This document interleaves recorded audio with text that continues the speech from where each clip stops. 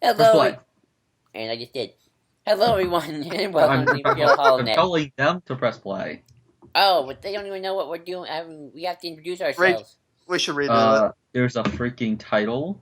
Well, yes, but they don't know why we're doing it again. Put in the comment. Put hashtag title is the title is a title. Okay. The hashtag, the title is a title. Yeah, that'll be trending on Twitter tonight. Have the hashtag be hashtag the title is a title. Exactly. It's perfect. Mm-hmm. So yeah, Make folks. that. You got it, people. Make that trending.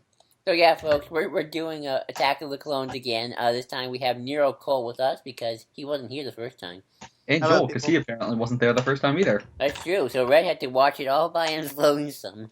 Oh, It's you like a Duke. It's like Duke in the Batman and Robin commentary when he got kicked out. So he was watching the movie for 30 minutes alone. And when he came back, he was like, they're like, "Oh, do you need to get rigged up?" And he's like, "I've been watching it alone for 40 minutes. Oh God, Duke, are you? I don't want to talk about it." And and everyone so sad. Well, it's sad. And then that commentary was the greatest because Anthony and I think somebody else like show up in the last 20 minutes. Mm-hmm. Like wasn't even part of the commentary, just shows up and starts as Arnold Schwarzenegger. Has the greatest line from that commentary, which is, "What to do? You're getting invaded by Mexicans. Build an ice beam." So yeah, but it's sad for you. He was your governor, right? Yes, sadly. You're so lucky. Our governors are never as cold. But the sad thing for you, Red, is everyone got to hear you, and you were talking to like a mystery person, like you were just Exactly. Well, you were talking to yourself. I was talking to the voices in my head. Yeah, the voices in your head. Tell them I say hi. So what did they say? Get an axe, hatchet, a couple of grenades, bell tower, that sort of thing. That's not what they said. The voices in my head always say to give in to my anger and then blockade a planet because we already established that you have no anger. That's true. Well, but they always tell me to at least blockade a planet and start a trade dispute so I can get voices in my head tell me this movie sucks. But we'll get to that. So yeah, everyone. Voices in mine tell me that Natalie Portman's midriff is awesome. That's true. What? Too. Yes. Midriff. Oh, that's true. Can't deny facts. So yeah, folks, everyone. That's gonna be the entire commentary. So yeah. Actually, we will get into some stuff about that because I think there is actually a problem. So yeah, we'll talk about it. So once again, we're doing Attack of the Clones for your enjoyment and our pleasure. And actually, it was probably a costume person. That's true. So get your timestamp to 0. We are doing the 2004 DVDs, although I don't think there's a difference, time-wise at least. And then everyone have press play. Get your hands on the play button. Press play now. You're supposed to be right now. Well, I'm already starting on the. And 20th Century Fox, which was missing from The Force Awakens. Are you on 13? Yeah, 13. Okay, good. Am I on 13? All at once. 1, 2, 21. Yeah, I'm on 21. Just, dear God. A long time ago. Far away. Star Wars, nothing but Star Wars. You've made that joke every time. I know, and I'm going to continue to make that joke every time we do a commentary like this. Episode 2, Attack of the Clones. Jim Rome would be so proud. I've seen Cap criticize this title because, attack usually means that they're the antagonists, which I don't get what the hell he's smoking, because the point is that it's dangerous. The point is that it's a bad thing. Or the point is that they don't realize that it's bad, kind of. It's a morally great thing. That's the freaking idea. Yes. And plus, they don't realize that it's an attack on them. And this was at least they were competent. The stormtroopers are not, mostly. Senator Amidala, the former queen of Naboo. That was sudden. Well, I guess it's been 10 years. Creation of the Grand Army of the Republic. Really? Which, yeah. Padme always gets on my nerves with her constant, no, we can't have an army. They have a fucking choice. I mean, what are you gonna do? Which a little different she is than Leia. Where Leia's we need a freaking Grand Army, man. Or we need a Yeah. freaking like militia group. And of course, we get a zoom up of a planet and a ship. Woo! Exactly. That's what I was telling you guys before the Rogue One thing. It goes up. Oh yeah, you're right. Exactly. I hope Rogue One goes up. Well, up is down and down is up. No, because Joel, you said that it was always a ship get then down. Oh, you're right. And I was like, episode 2 opens with the going up then the plane, which I didn't realize. And then somebody actually like pointed them all out to me, and I was like, oh, it is that way. Well, maybe they'll There's go some up and we'll funky- see the Death Star. So Naboo Guard, this is actually a really cool way to open this movie. Yeah. So if I To could say start off anything, with, we'll get into this because I actually think this first act is pretty decent. Most things the on idea Coruscant are of- decent. You open it up with the gorgeous Coruscant shining and beautiful as ever, but a little bit it's misty, so it's a little bit uncertain. There's a Yeah. little bit of mystique there, but it's still a ship that resembles the one from the first movie. It's Naboo. Padme's landing there, and can I make a Uh, criticism? Sure. hold on. Is- What You were you go ahead, saying? Go on, bro. sis. Is the girl who plays the fake? Actually, Sabay. yeah, because when she gets when they get annihilated by whoever blew it up, she doesn't sound like the way she did on the ship at all. Maybe you could make the argument that she's And this is where it gets actually awesome. yes, I love this. Also, that shot's really good. yes, it is. It's a good show. But just this is a great way to open up a movie. In fact, I think it's actually an even better opening than Empire's. Just the idea of opening it with a character from the first movie getting killed, a diversion, and also just this is throwing everything off, completely because you saw Coruscant as this big, beautiful, untouchable place. It was the safe haven, and now you're seeing that no one is safe. It's and it kind of the point is supposed to be that Padme and everyone are like, oh my gosh, the Republic is unsafe now. And the point is that people like Anakin and Obi, I actually realized this the other day. She sees the horrors that are being committed on the upper levels of Coruscant. Oh my gosh, the upper levels of Coruscant are unsafe. The politicians are getting hurt, and they're all really shocked. But then Anakin and Obi-Wan, where do they go? They are operating. They go to the slums very early in the film because they aren't dealing. Everyone else is like, oh my gosh, the Republic might be messed up because politicians are getting killed. But Anakin and Obi-Wan have known the entire time because they're Jedi. They're actually dealing with shit that the Republic's been this effed up the whole time. Coruscant is not some beautiful, perfect place. It's disgusting and vile. It's just that as long as the politicians and everyone as long as the bureaucrats don't realize it, then they don't do a damn thing. Or as long as they're not affected, then it doesn't matter. Correct me if I'm wrong, but this is the first time we see CGI Yoda. Right. Yep. Also, Anaconda Farr, who gets blown up or gets killed in Clone Wars. Yes. His voice is low. Isn't she in episode 3? Who is? Yes. No, he's not. He's in the end of this movie. Also, I like the girl in the hood. The girl in the hood. What girl in the hood? She was on Kashyyyk. Oh, Barris? Yeah, Barris. Yeah, Well, actually, this is the experience of Barris and Luminara. Yeah. Which this is awesome because in the book they actually reference that Anakin and Obi-Wan are coming back from, I forget which planet it is, but it's actually the book that was the lead-in book to this. It actually also I love Mace right here. He's not gonna kill anyone. Yeah, seriously, Padme, stop being a bitch in front of them. Wow. But the planet that they say that Obi-Wan and Anakin just came from is actually the same. It was actually a story where Barris and Luminara were as well, which is why they're in that room along with Kit Fisto and Plo Koon and Ki-Adi-Mundi, because they're debriefing Palpatine on what happened. Oh, nice. That book apparently actually ends with them going to debrief Palpatine while Obi-Wan and Anakin are at the temple. And landing the ship or whatever. Nice. Which is a really nice bit of continuity, which is why I really I think that George does a better job than JJ, at least continuity, if nothing else. What is the age difference between Anakin and Padme? Okay, Ancion, yeah. A border dispute on Ancion. But I why think should it's I have to read a book in order to understand episode 2? I shouldn't have to read a tie-in book. You don't. Well, yeah, but I'm still not getting that information in. What are you even saying? That makes no sense. That It's seems. not mandatory information. It seems like it most of the time. How the hell is that mandatory information? They're just saying they went to this place. Because the characters are way better than they are in this. I know. That doesn't change. Oh my gosh, dude, you can't criticize. How is it the fact that something can?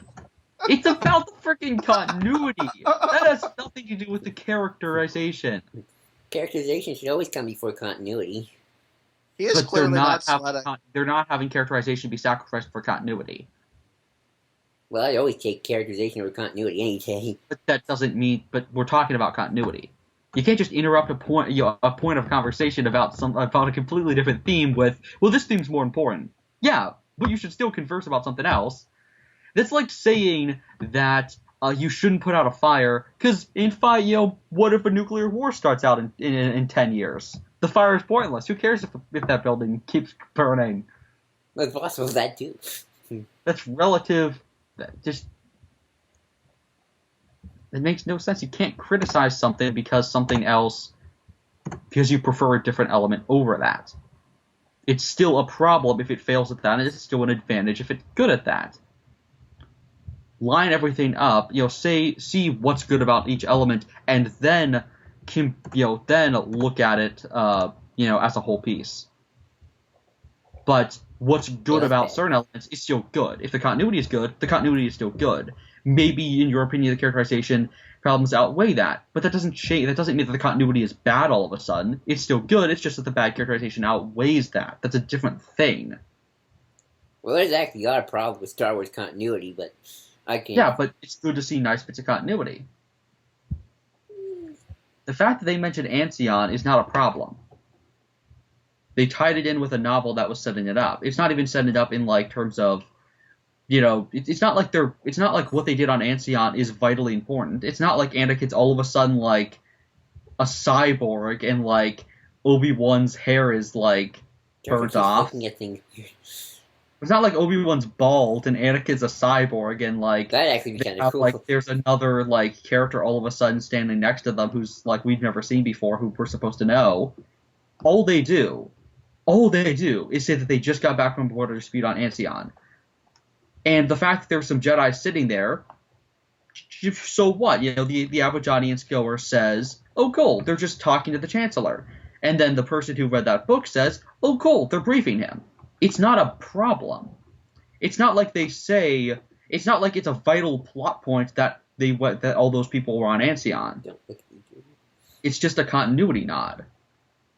I guess. I mean, the original trilogy has that as well.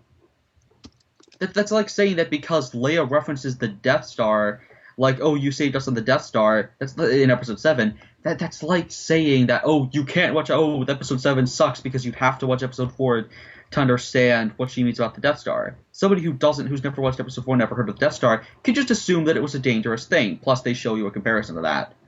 I would be interested to see somebody who never watched Episode 4 watch Episode 4. Also, dude, that's what? Are you pissed that they mentioned that slaughter that the Wrathways were part of? I don't remember what that was all about. When Han says that this whole slaughter happened where those things ate a bunch of people, it's totally a problem because we didn't see that slaughter. No, he just mentions that there was a slaughter, and you are meant to assume that there was a slaughter. Oh, yeah. In this situation, they just got back from a planet. And so you assume they got back from a planet. And it's a cool little tidbit if you know that it was more than just they came back from a planet, but that they actually came back from, an actual story that was written. There's no problem with having continuity or filling in gaps. And it wasn't like the movie was... It's not like this was... The movie necessarily requires that. It's just a nice little touch of, oh, cool. So in fact, probably the person just read the script and wrote a novel about, a minor detail. Well, I think the continuity issue is more of a problem with Episode 3, because we don't even see half the war. We don't know why Anakin's But that's so not tight. necessarily a continuity problem. Because you don't know why Anakin's all bent out of shape by the time the war's over. We don't see Well, he's not really bent out of shape as the problem, though. No, yeah, that too. It's consistent within its own film. The inconsistencies aren't really aren't continuity errors. It's the fact that Anakin completely forgets that he killed Dooku. That too. Ooh, That's not a continuity error. That's a character thing. that thing reminds me so much of Darth Maul's little droid thing. Yeah, it kind of does. Yeah. With Which Zam? She dies quickly. Yeah. Yeah, Especially and coming off, if any of you have played Bounty Hunter, this will be a really mediocre death for her, and that's one of the. especially That's since Jango killed her. What I really Yeah. like this right here, the fact that they're talking about Anakin's mom and everything, I do too. just because it's actually good setup. Yeah. It doesn't matter if it's well executed; it just means it is still good setup. Exactly. Well, Because an individual element is still allowed to actually be an individual element until you add it into the full equation. not really. Bad themes and poor execution. Themes don't outweigh execution. Do they ever go into detail? execution But it's still good foreshadowing. Execution is more important than. Yes, but that doesn't mean that it's not good foreshadowing. Dude, that's like the most. That's like saying that in an equation, like, okay, you have 5, then you minus 2, then you minus 3. The negative. That 5 did not. But then that's like saying afterwards that the moment that 5, like, say you have 5 apples, then you take away 2, and then you add 3. That's like saying that it's been 6 apples the entire time. No, it was 5, then 2, then 3. It wasn't 6 the whole time. Time isn't like that. Nor critically can you judge something like that. Of course you can. I just did. Oh my gosh. Okay, you can't judge something smartly like that. I think you can. I'm sure anything's possible. No, not really. Can you freaking fly upwards? Like, does gravity play dead? Can you We need to title this video "Red versus Joel." Well, too bad my name's not Blue. That'd be awesome. Oh, that would be so cool. Oh, that would be awesome. Actually, those are on Netflix. Like a boom. If you ever want to watch those on Netflix, you can. I need to get y'all to watch Ruby. So Padme's about to get assassinated. Yeah, and they're just Are these having really a badly conversation. CG bugs? Also, I do like this one as well. I Also- Sense It too. The fact that immediately they just both like these two actually have a really good rapport. Also, Whatever. I have to ask something. What is the whole? Also, wait! My favorite part of this movie, Obi-Wan just jumps through the freaking window. Also, why is it that that Jedi don't trust politicians? What was the whole issue with that? Well, they're Oh, I politicians. really like that line of we're not supposed to work with them. It's because the Jedi and politicians have been at war for a while. You even see that in episode 1. Yeah. The Jedi want to help, and the Republic doesn't. Bunch of hypocrites. They used to have Imagine if Jedi Obi-Wan counselors. fell. They have a bunch of hypocrites. They This had movie Jedi would be over counselors. pretty quickly. Yeah, of course, dude. It's Star Wars. Everyone's a hypocrite, intentionally so, but still, everyone's a hypocrite. But yeah, I love it. Just poor Obi-Wan. This is gonna be scary. Some of the CG So looks that okay. ship right there, Oh, like those. that's Some of That, the cartoony. CG's okay, Like a- some of it's not. that ship That that was looks like okay. a box. That there was like a circular. Oh, that's a look, Doug. Oh, that looks a bit cartoony. That one ship looked a lot like something you actually see a lot throughout Bounty Hunter. That's a bit cartoony. Okay, Yes. okay, that's. Okay, the background looks good. Also, I really like Sam's costume. In fact, I should probably buy a figure of that one day. In fact, I think my local comic store actually has one. Do they have one where you can take the mask on and off? And this is actually continuity. actually- She actually in have you Bounty seen? Hunter actually used this a sniper rifle. Oh yeah, and it's a really cool looking one. Yeah, it Also, is. like I really wish Zam survived. In fact, I want a Boba Fett or Jango Fett film, like I was saying to you guys earlier today. Make Bounty Hunter a movie. Yes. Exactly. I love how her Like it. gun goes into the thing. Like it's clearly a custom speeder. That her Yeah. gun goes into that slot to hide it, like a compartment. It just there's a lot of really nice touches in this film. Indeed. Bounty Hunter was made before this, right? What was made? Yeah, Bounty Hunter was. Bounty Hunter came like in between period. Episode I know 2 it strangely I mean, what's it developed in between? had to be. Yeah, it was with the It had to Like- be, right? Joel, like script treatment. Want me to look it up? Okay. Well, what do you call it when it's like not before the film goes to shooting, but when they have like concept art? Pre-production. Yeah, pre-production kind It of thing. came out in 2002. Bounty Hunter. Oh, okay. Yeah, reduction. Script treatment after Wait, the how did they not fly out the car? Because, well, it was pretty fast. Roller coaster you can do loopy loops. Yeah, but in a roller coaster, you're actually fastened in. I don't know. Do they have seatbelts? I can't tell. Oh, No, they don't have seatbelts. nope, no seatbelts. This is like Yeah. the ones you put over your waist. Well, they wouldn't fall out right here, I guess. Not here, but I mean, they did a flip, and I'm like, okay, that defied the Yeah, law. but they're of physics, holding on, I guess. I guess. It doesn't look like, They're Jedi. yeah. Okay, that's good. That's kind of cartoony.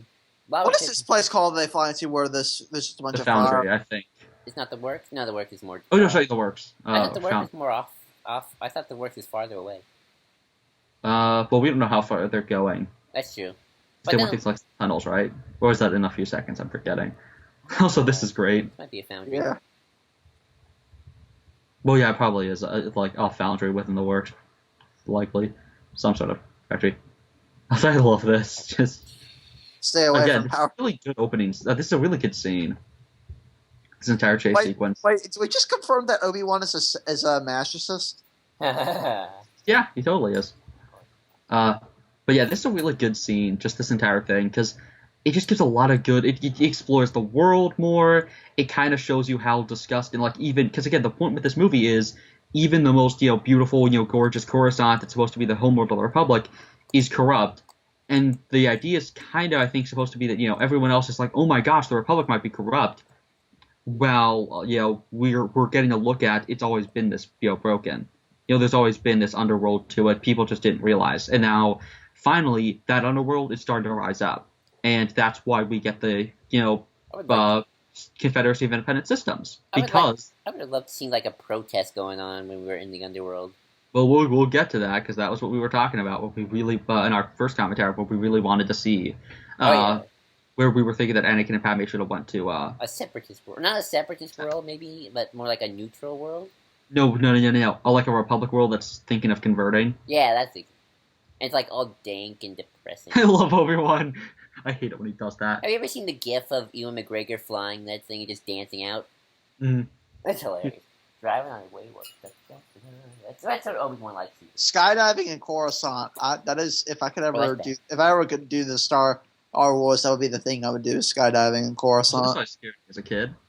What? When she does the face. Oh. Yeah. Strangely, I always skip a lot of the first. I just always went to the last 15 minutes It's like of the the movie. only good act. It's like the only solid entire act of the movie. I know. I always just went to the actual Battle of Geonosis. That was my favorite part. I once said on a tweet, I watch films weirdly. Like, I only watch specific scenes that I really like. So I've never really liked watching movies from beginning to end. Her facial expressions are kind of weird. Oh, Yeah, that's kind of... that moment right there. That's pretty Face.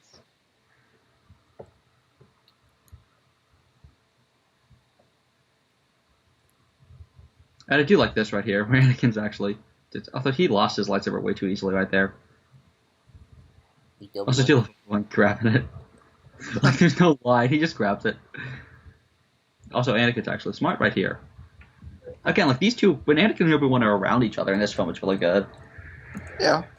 And their dynamic's awesome, and it's good setup, and there's a lot of nice gags that are also used later. Oh, there are several Angri in this movie, because I was talking with somebody on the Old Republic about, like, were an Angri created for the Old Republic, and he was like, no, there's several of them in this movie. Oh, They're the guys whose eyes are, like, on their cheeks. Well, let me check. I can look up when Old Republic came out. No, it's... Dude, Old Republic came out in 2011. Oh, that Old Republic, sorry. Just for. Sorry. You can look up to get what I'm talking about. You probably recognize them. I just forgot what they look like in live action because they look very different than they do in animation. Oh, yeah, like, I remember reading, I told you this before, but Essential Guide to Warfare, I saw it at my bookstore, and, like, I just looked over it because you talked about it. And, like, they have Ahsoka in live action, like, okay, that looks weird. Oh, yeah, that looks so weird. And Anakin, like, Hayden Christensen's head on the TCW Anakin's body. With the hair of, like... Oh, no, it's the hair of Hayden Christensen, but, like, some of the face of... It's just weird. Also, Biff and that other... Like, there's some, cameos from Aliens and other things. Darth Tenebris. Yep. This entire area looks really cool. So Yeah, is this a casino? I'm confused. Is this a casino? It's a bar Or club. Yeah, it's a bar. It's a Okay, club. Yeah, it's a alright. club. Use the force. Have you ever seen a casino in Star Wars? Uh, In the in like movies? other stuff, yeah. Okay. Well, not about the movies. Just I don't. And here's an influx of cameos. Oh Let's yeah, see if them. Anthony Daniels is in here somewhere. There's some Twi'leks in here. No, I love it. Why no don't you know? cast cameos. So I like that line where he's like, "You're like, you're like close than ever to father. Then why don't you listen to me?" Also, pod racing in the background. Football. Yeah. Whatever those are. And she is a changeling. I I wish changelings showed up more often. I mean, there's one in Clone Wars, a really cool figure. Yeah, I miss it. Oh, boy. Like you actually have. I use that line at The in Dominion elementary. are slowly taking over the Star Wars galaxy. When someone asked me where I was going, I simply said for a drink. For a drink. Oh, and that's George Lucas's daughter and Jar Jar. Oh yeah, George Lucas's And there's daughter Death appears. Guy. The Death Sticks. Best guy in the movie. Well, apart from best non-character. Home and think your life. I want to go home and think my life. He I does, love that. But that's just such, I love when he takes the swig. Also, I like how she watches that and is like, And then he does, and he just goes. like I really wish they killed. I really wish they didn't kill Zam because. They're speaking the Spanish of the Star Wars universe. She would have made a good sidekick if she lived. Hey, Joel, catch up. What? They're speaking the Spanish. Someone was speaking the Spanish of the Star Wars universe. Oh yeah, a tease. I think Anthony Daniels is around here somewhere. I think he's coming up. I think he gets a pretty good cameo. Yeah, he's right. But it's after somebody shoot. That's after she shoots. Also, this seems really tense. It is really tense. It'd probably be more tense if I had the music going. Like it would be. Nobody touches her hand. It's like, oh yeah, there's Anthony Daniels, and there they are again. Sorry, I have ice. I also like how they're like, oh, it's Jedi. Never mind. And they all just go back to the... Oh, I love that Jedi business. Go back to your drinks. I love that. Again, you get a great sense for this is what the galaxy's like. Also, I really want to see like the streets of Coruscant because they look really cool. Yeah. I want to see like a protest. Like I said, I would have loved to see like a protest in the background go, we will fight for Separatist rights. We will fight for planet rights. Or something like that. I don't know.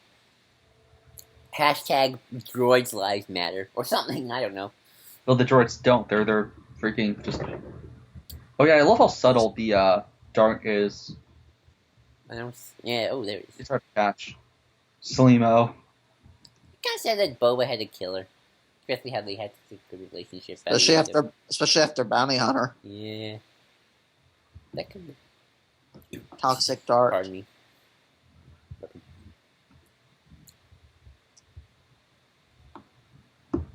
For some reason, I always thought that the Jedi Temple was really isolated. It's supposed to be, probably. Oh yeah, it's kind of risen up because the old one got wrecked. And so it's built on the foundations. Here's the Council of Hypocrites. No, the Council of Douchies. Look, Well, Coleman Trevor, the worst Jedi Knight ever. Oh yeah, I forget about it. And 360 vision, master of all lightsaber forms, primarily studies Sarisu, the defensive style, and gets killed in 3 shots. Yeah. By a pistol. and Well, that's the epicness of Django. my mouth might be a little numb because I'm eating Our ice. judgment she must respect. Yoda laying down the law. He is He's a dictator. Emperor Yoda. That should be a fanfiction series, Emperor Oh, Yoda. so here's where Eth Koth appears in this movie, but then doesn't later. Or he Yeah. does in a later scene. Him and Adi Gallia had reused footage. And then they both appeared later as Sadi Gallia and Aegon Kolar, who were supposed to be them, but they realized they would look different enough that they just decided to make them fully different characters. They don't have a. They don't. I just realized Anakin and Palpatine really don't have a lot of scenes together in this movie. Yeah, it's not until episode 3. Yeah. But again, you get the sense that the two of them are friends around this point, but like the war brought them closer. Yeah. I would like maybe one more scene with them, like maybe by the end. Like I would love to see Hey, that. There was a deleted scene. There was Oh, is there? at the end for the end. Not at the end, but I think there was one with these two characters. From a distance, he kind of looks like he does in Clone Wars. Yeah. Also, in the original Lego game, if you jumped Oh, up, that's you a could good actually map get painting. Yoda's little flying thing. I I love know, it. it's so cool. I Just, love it. I think, like, double click Y. I would totally have that little flying thing. Just sitting on my little flying thing, hovering Probably around the wouldn't, house. it would probably wouldn't fly. Probably. Well, I have a probably need a bigger hovery flying thing. My size. Is he using the Force to move it, or is it? Let me look that up. I would believe both. Yeah, I would probably, like, as a backup, he has, like, a thing. It's also I cool love the you touch can that they see- actually have to repair the window. That's Yeah, I something do you too. never see in Star Wars. Yeah.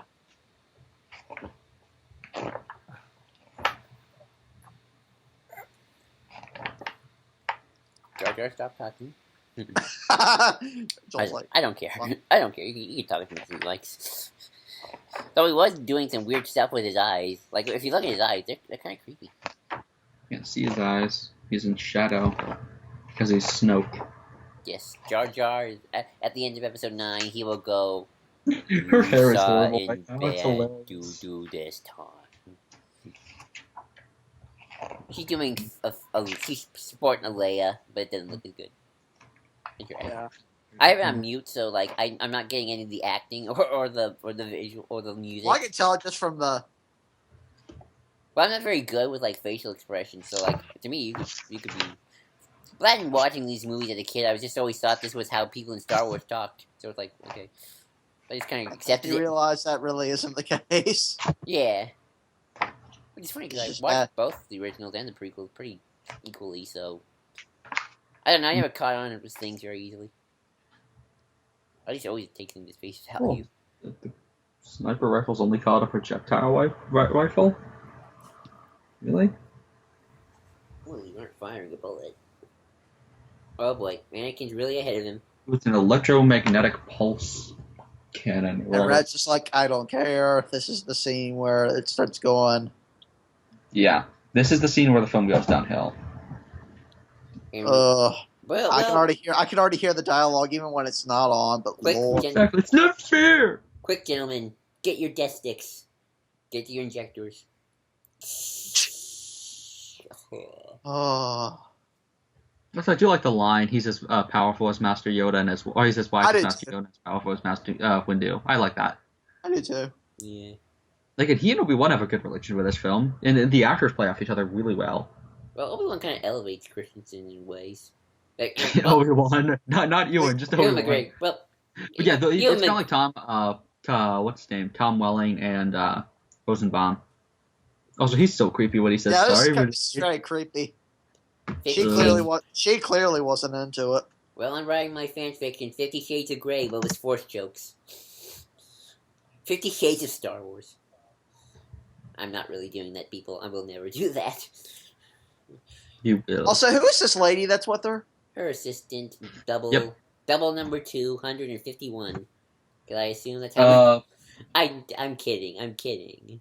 Look it up. I'm just gonna have to keep the visual guide out at all times. Let's see. You know, I actually figured out that wasn't Rune Hako when I saw him in episode 2. That's Moon what. Hako's in this scene. No, I mean later when we go to Geonosis. Oh, because I was like, what? He's in this scene? I wish that'd be awesome. Okay. Oh, I know. Okay, now it makes sense. Yeah, Sab's the one who gets blown up. It's Dorme who survives.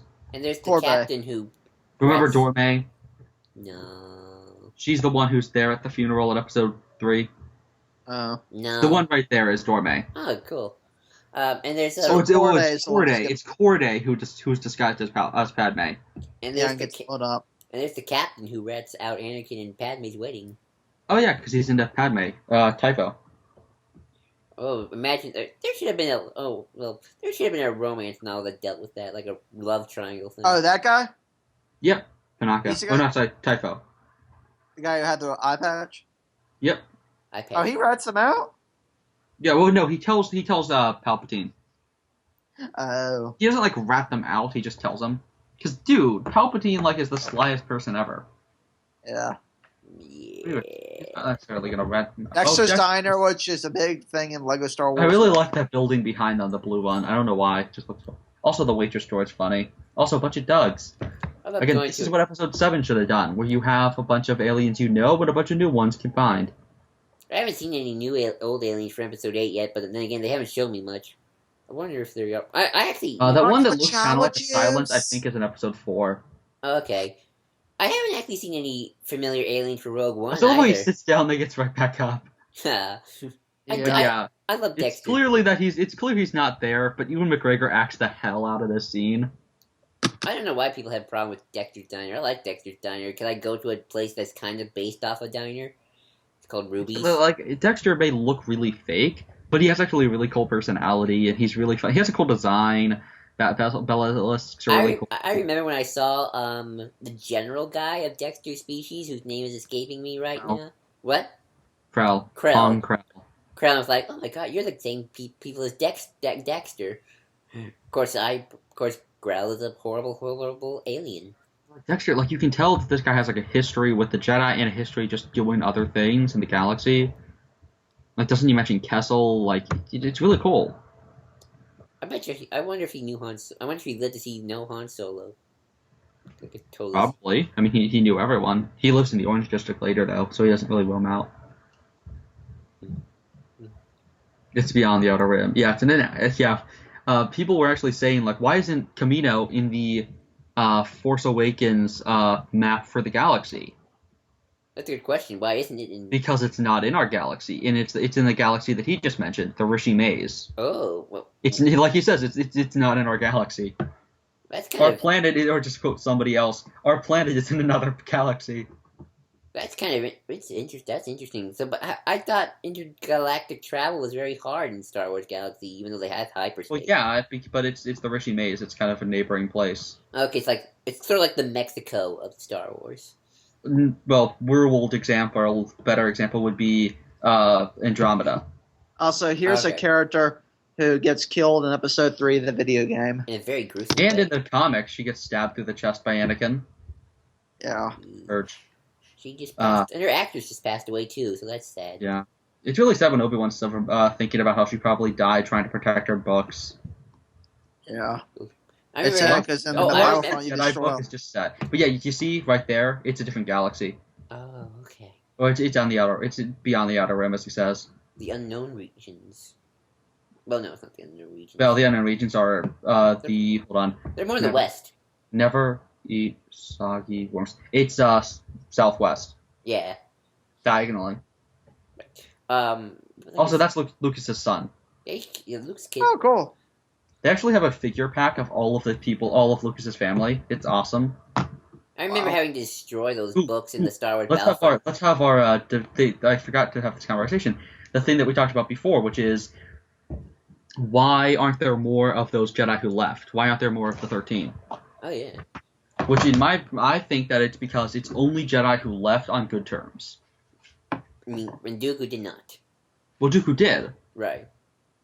You said Dooku did not. He was good. They even like why would Mace be all like no he didn't. He wouldn't kill anyone. Oh, that's true. Oh right. That's true. He did leave on Like, pretty he good. died for your sins. He's not on my Optimus Prime. Thank you very much. Oh my- What you're talking? Okay, what are they called? Oh, the Lost 20. Okay, yeah, the only Jedi to leave the Order voluntarily. I heard a theory that one of those might be Snoke, but Yeah, everybody's I Snoke. was thinking. What? That's what I think as well. The archive offers many opportunities for reflection. The statute reminiscent that not all Jedi are creating Or at least the idea that Snoke was a Jedi. Jedi not only of the great and good, but also of the Lost 20. Those who left, yeah, so they left not to spite the Jedi. I mean, you could say many others left voluntarily, but not exactly. Like, I think leaving the temple. Oh, there's an Angui behind him, that orange guy. And So- we're about to see Ayla The first Secura. appearance of Ayla Secura. Wait, oh, That's Ayla Secura's first appearance. oh wow.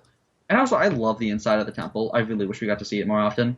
I do too. I remember watching a commentary saying that one of these little Padawans could be Kanan. But that age-wise would work, though? Nope. Yeah, right. Also, the character everyone thought was I Ahsoka. heard that originally was going to be planned. Oh, yeah. Too young. Too young. Yep. But No, yeah, no, old, too old. too Oh no, old. sorry, too young. I'm an idiot. I thought you meant Ahsoka was too young, and I'm like, what? No, she's too old. Yeah, she's like 14 in 2 years.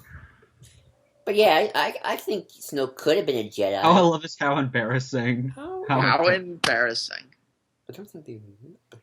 Liam, Liam? There's a person named Liam in the Star Wars universe. Well, there's a guy named Sam Gillespie in the Thrawn novels. I don't care. Nobody should be named Liam in the Star Wars universe. Also, these blinds are actually really cool. Because they tint it, they don't shut it completely. It's actually like, again, the detective stuff is really interesting. I'd love to see a Star Wars detective movie, like a full-on. Yeah, that's what this movie should have been. Like a full. But like, what would you do a detective movie on if you were to write like an anthology film? Probably just have Obi-Wan investigating something, or I don't know, like maybe like something to do with like the Black Sun, or maybe even have it be about like somebody investigating the First Order. I mean, actually have Vader investigate maybe like a conspiracy against the Emperor, a coup. I love coups plots, so. Ooh. What? Yeah, I like those hats. I don't know why. They're really funny. They Yeah, I need like to them a lot make those.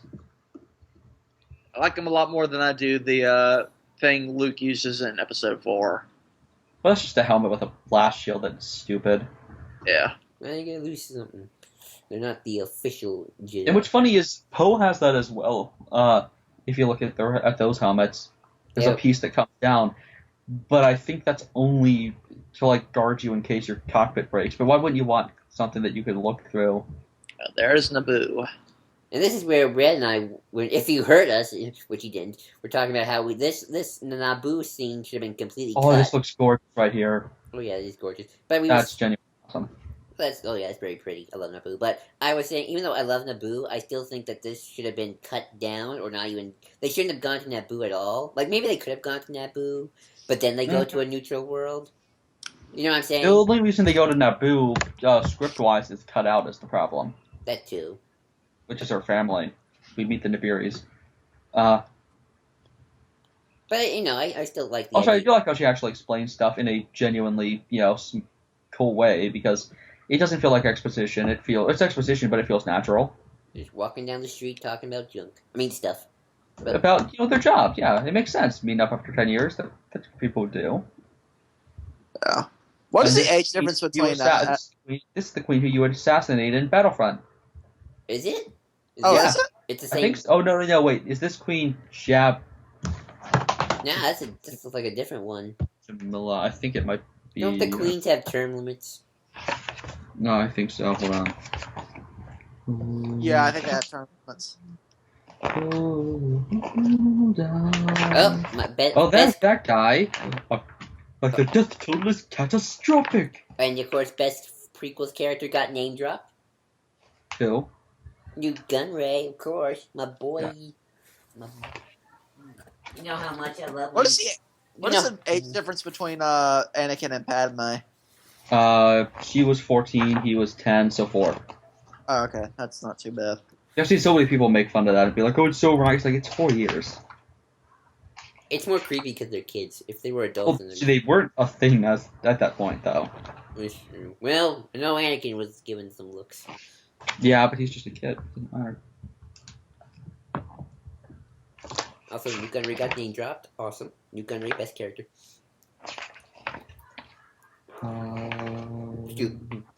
They do not list her in the visual guide. I can look her up if you want. Yeah, look her up. Alrighty, let's see. Look up Naboo Queens, because I know that they have Queen Jamila. Oh. Jamila. Yeah. Okay. Is that the one from Battlefront? Okay. Also, I like Obi-Wan's thing right here, and the hyperspace ring. Yeah, dude. Yeah. Wow, she remained queen then for. Well, then again, I guess it could have been early in the Empire's reign, so never mind.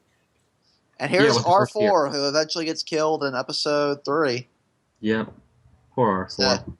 Yeah. I love Camino. I love the music for Camino is the best part of the movie. Oh yeah.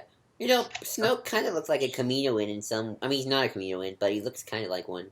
He kind of does. I mean, How is R4 just a head in this? It's not. He's in the ship like R2. You know how R2 goes in the ship? It's a bigger belly. That too. Like, look how it's almost scraping the bottom. Oh, okay. Look, like there's a little area for it. Hold on, I'll look at the cutout. Where Star Wars. I just read the Plagueis book, and I remember when Plagueis was talking to the Kaminoans about making an Inchori army instead of a human army.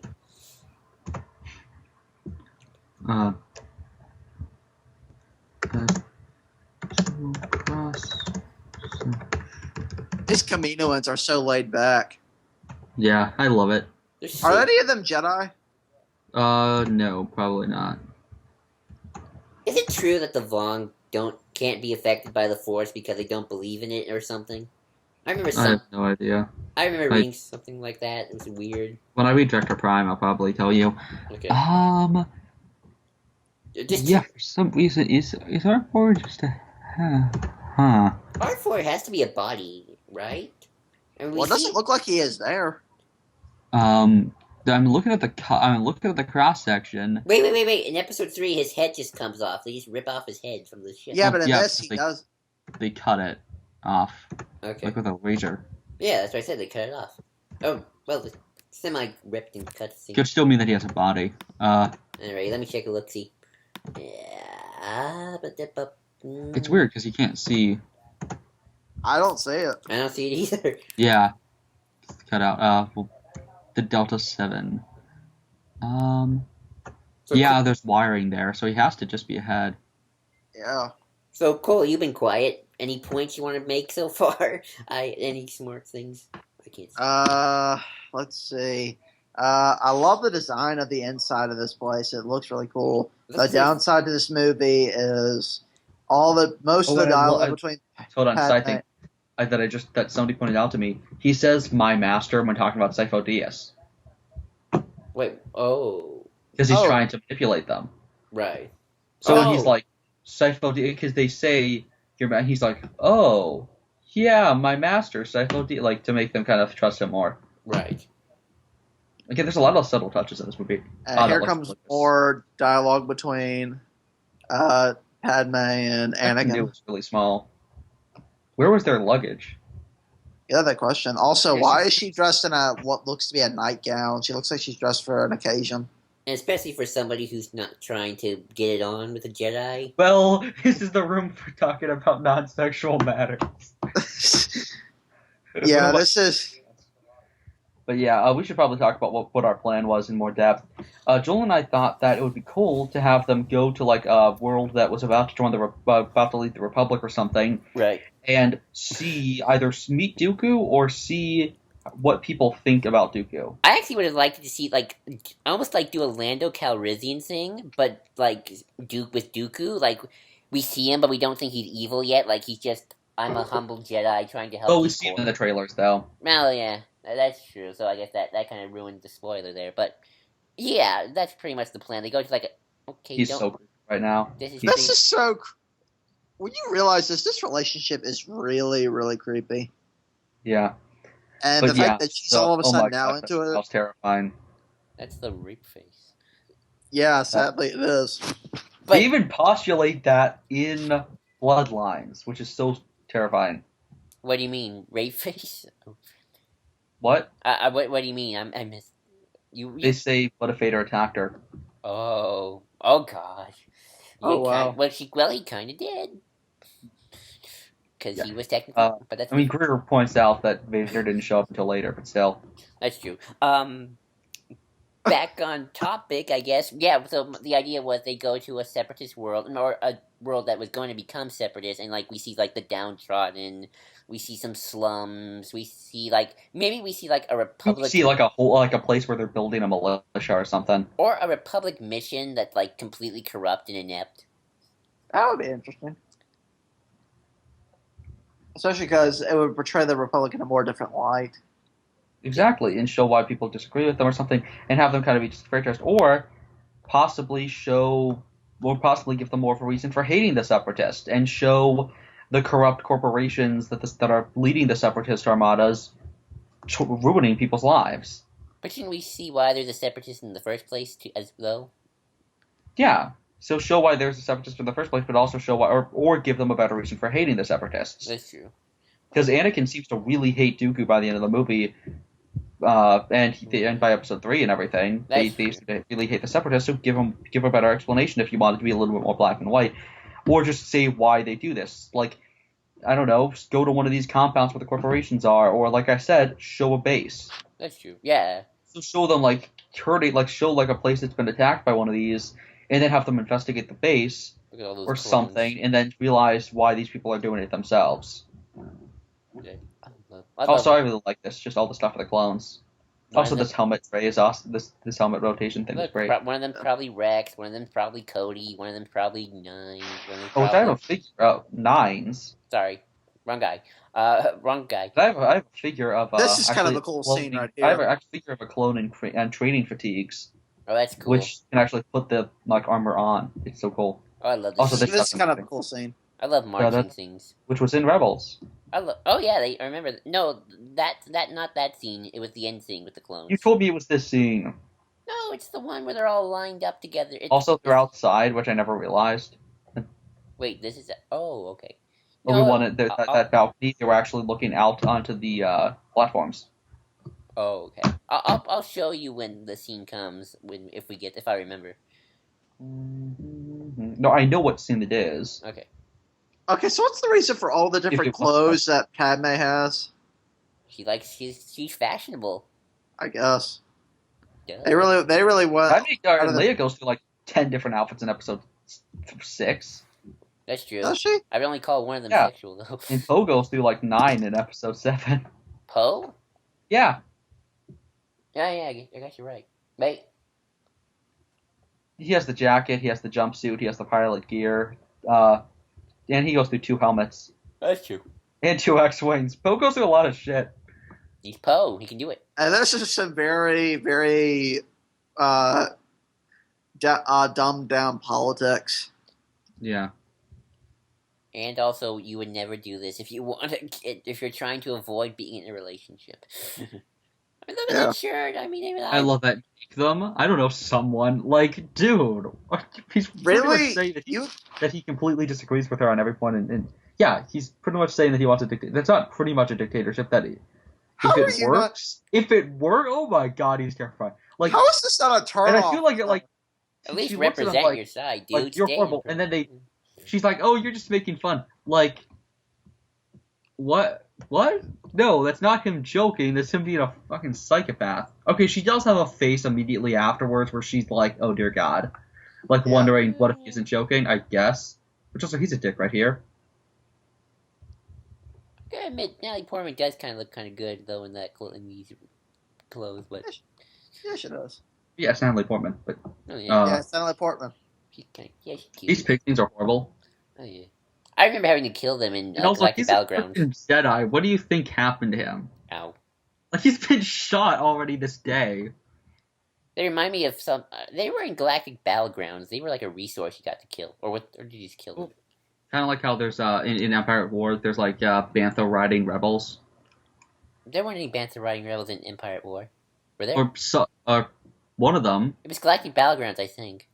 Yeah, Battlegrounds. It's Battlegrounds. I don't know, I haven't played Battlegrounds. Oh, I love Battlegrounds. I don't play that either. I used to love Battlegrounds. That was my favorite. Oh, I love these giant things, which apparently are from Naboo, or on Naboo as well. Right, because the Kaminoans are maybe from Naboo. No, probably the Kaminoans have done experiments and possibly were involved with the Ratakans.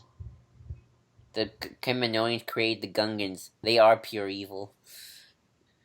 Well, before there was any... and here's Boba. Yep. Get Boba.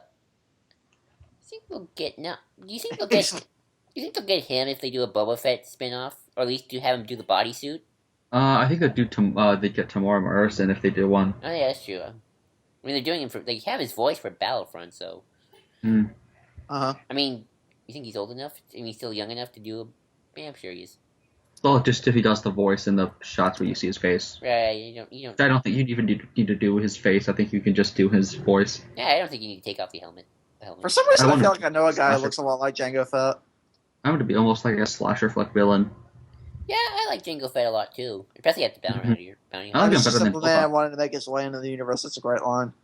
Yeah, I've actually been there. I liking Recently. Jango. Oh, so apparently on set, people like were Oh, legitimately concerned that they were gonna start brawling because they were so like suspicious and intense and like, yeah, it's awesome. Oh, and I love how he speaks in Hawaiian, which is an actual language in universe or like in the real world.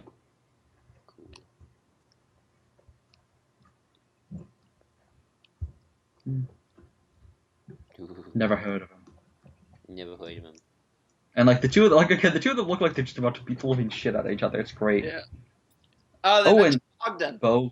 Bogdan, which is at the end of Bounty Hunter. Bounty Hunter. They That's actually right. mentioned the Bando Gor and Plagueis a lot. Do they? Oh yeah, that's mentioned up like 3 times in the whole Gardula Jabba feud. That's like That's sad because the Bando Gora is like really no one talks about it usually from what I see in the EU. oh no, Plagueis mentioned a bunch of times. That's cool. And I mean, I the think they were around in episode 1 or mentioned in some of the stuff around that time period. Kiz Gabdola, of course. Yeah. Gardula Well, was in Garjola was mentioned because Gar- she was Anakin's the one who master. owned Anakin and But yeah, she's in episode 1. Right, that too. She's behind Jabba. Oh, was that Gardula? Yeah, I think I so. thought she looks too small. She's in the background. Huh. Oh boy. Surprisingly though. Oh, look, it's gonna be the CG pair. Oh, not the CG pair. Oh, I do like this running gag, aggressive negotiations, which Leia actually like negotiates and with somebody that way in Oh yeah, I remember that part. 7 Bloodlines. or Bloodlines. Yeah, with fucking CG pair. Holy crap! Like, he's just showing up. Kid Fisto would smack him upside the head. Because Kid Fisto doesn't even like destroying droids with the Force because he feels like the Force should only be used if it's absolutely necessary in a situation. Anakin's such a show off. I mean, granted, I would show off too to my girlfriend, but that's just me. With a freaking pear. Also, he didn't shove that nearly enough. It wouldn't have broken through the skin of the pear. I'm nitpicking, but dear God, that pear is annoying. But again, Here we're we talking go. about non-sexual matters. Are you sure, Padme, you're not trying to get him on? Yeah, seriously, that is really awkward, and I feel really bad for it because that must be really uncomfortable. Yeah. Look at Like- if I were Anakin, I feel like, oh god, my testosterone. This is very, very Disturbing. Yeah. And seriously, just wait, you change it again. And I'm again, in like that agony. just looks uncomfortable. Like every time I see it, I'm like, ugh, it looks so uncomfortable. Okay, guys, I just thought of something. Kylo Ren goes back in time and sees Padme and doesn't know he's his grandma. She's his grandma. What does No. he do? Shut up.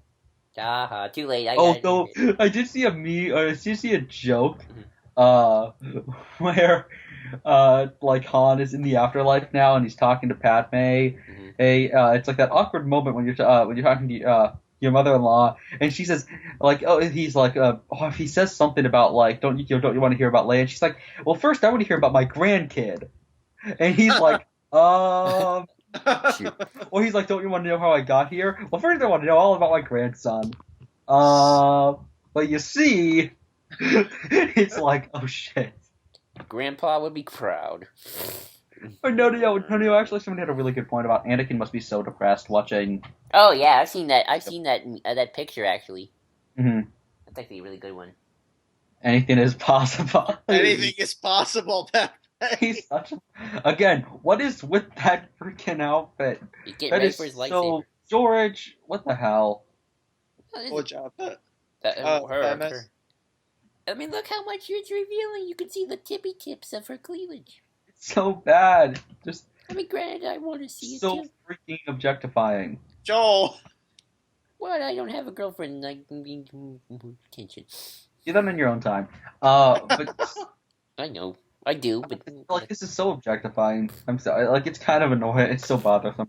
Like, it wasn't this way in this movie or in episode 3. wear a suit, lady, I will not give in to this. or at least something that covers your Then entire don't body, wear that. and have a fire going in the dark. Yeah, seriously. Also, are those Emmys or Oscars behind them? Like You can keep it a secret. they're from the future. You've been living a lie. They actually do keep it pretty well, except for Yeah, Typho. they do keep it good. They do keep it pretty well. So I mean, Rex knows. okay, so it's a semi tangent, but does reveal this. Does Ahsoka know by the end of Clone Wars that Anakin's married? No. Really? Cause I thought I read an interview with her character that said she did, but maybe I'm wrong. She does. I mean, I know Rex knows. Okay, Rex knows. Yeah. Okay, Rex knows, but Obi-Wan's the last to know. Obi-Wan pretty clearly knows in that episode with Clovis. That's true, but it's just when he finally says he is the father, isn't he? Yeah, he's just trying to protect Anakin, which I do like. Yeah, like I felt like if Obi-Wan had found out, I mean, he might have been somewhat disappointed. If he had definitively found out, he probably would have reacted. He subconsciously knows. Right. And Well, he'd rather keep it that way. Also, I do like this scene. I feel though. But yeah, I guess R4 could fit somehow. Maybe. Probably. Maybe. There's like a little area that looks like it's for his feet. Maybe he like disconnects his feet or something. Oh, I always have this line like memorized. They're using a bounty hunter called Jango Fett To create a Clone Army. I have a strong feeling.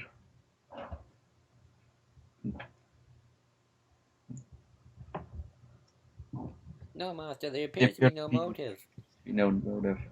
You don't do it. You don't try to get the fluctuations of the voice like I do. What? You never try to get the fluctuations of the voice.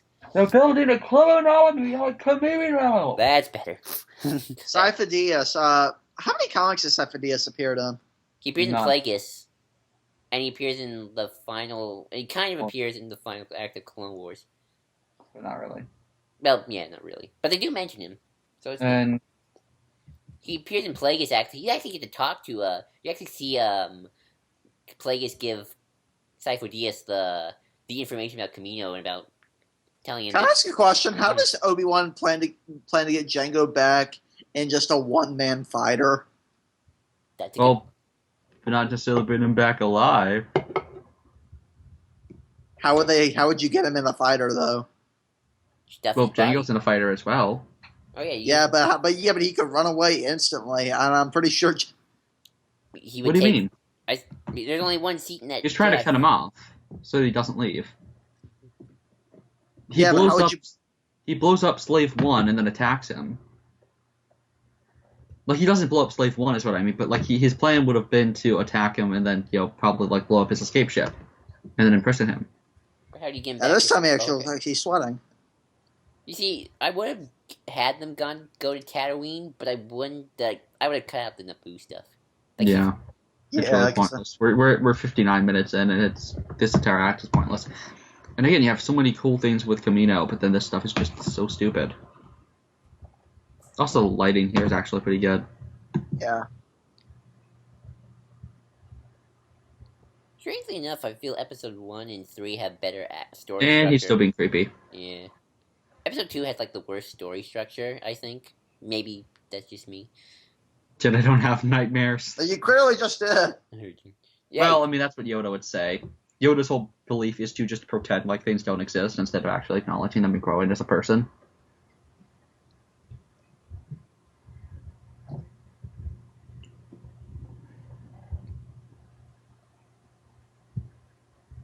Oh, this dialogue. I can see clearly now the God, face. this Oh, dialogue. but you know what's funny? It actually says, look at your thing in the top corner. am I seeing in the top corner? Are you watching it on your computer? Yeah. Does it say Darth Maul attacks? Nah, I missed that. Dang it. Look at your top corner where it says like the what the episode is. Of your like thing. But my thing. Of the thing that you're projecting the movie on. Oh yeah, yeah, I see my What does it screen. say in the top left corner? Nothing. There is nothing in the top left corner. Mine says Darth Maul attacks. It's Star Wars Episode 1 and 2. It's a 4-disc collection. So it says And now it there's says the Slave Queen. One. It says the Queen worries. Oh my. Booba, get on board! I really like this. This is the best action scene in the movie, possibly the entire prequels. Probably yeah. Mm-hmm. And yeah, I just love the fact Django. that he immediately he immediately goes back and just he's so brilliant. Watch Evan Nova's pre-Vizsla versus Jango Fett video. It's awesome. Like yeah, he uses concussion stuff. They blast the lightsaber away from him. He's smart enough to do all that stuff. What's your favorite Obi-Wan lightsaber? We only have the blue one. Yeah, probably this one. But doesn't he always have a blue lightsaber? He didn't change. Yeah, No, but I mean the hilt. The hilt. They changed the hilt. I always thought he had the same. Yeah. Yeah. He loses his dude. Mo kicks his lightsaber away. Remember? Oh, that's right. This one is the one with the ball at the end. Oh, gotcha. The third Also, that's one, really funny when he pulls the fourth. Because again, like he keeps trying to get the lightsaber away from him. He's smart. Just he's so resourceful and awesome. And this is such a great fight scene because it shows that somebody can actually compete with the Jedi. Also, his jetpack hates him. No, the jetpack. Jetpacks are awesome. Also, I love this. He just tackles him. I love this. Oh, not good. Not good. I always like Jango Fett as well because of his weapons. I like his And those blades are super cool. He's like Batman. Jango Fett. I'm Batman. Jango Fett's the Batman of Star Wars. Sorry, there's people outside talking in chat. If you can hear anything. Oh, I remember always slipping on these rails when Battlefront. Oh yeah, it's cool. Both he's so awesome. Both 1 and 2. And I like how Obi-Wan's resourceful as well. Yep. Because he disconnects it instead of cutting it, which is Obi-Wan uses to his advantage. Dun, dun, dun. God. Yeah, the fact that he's genuinely tired. I love that. 1, 2, 2. And jump. So I get Obi-Wan doing this stuff. Also, I love how he opens the door with the Force. Slave 1 in its original color. My knees. Yep. There were, and for anybody who doesn't know, these were ships that were on, I forget, some asteroid. Oh, that prison planet? Or that prison asteroid? That prison asteroid, and these were prototypes. It's the last of her kind now. They're fire sprays. Yes. Yeah, fire sprays. Fire spray. Jenga says it's a fire spray for suit special. And here's Tatooine for the upteenth time. What are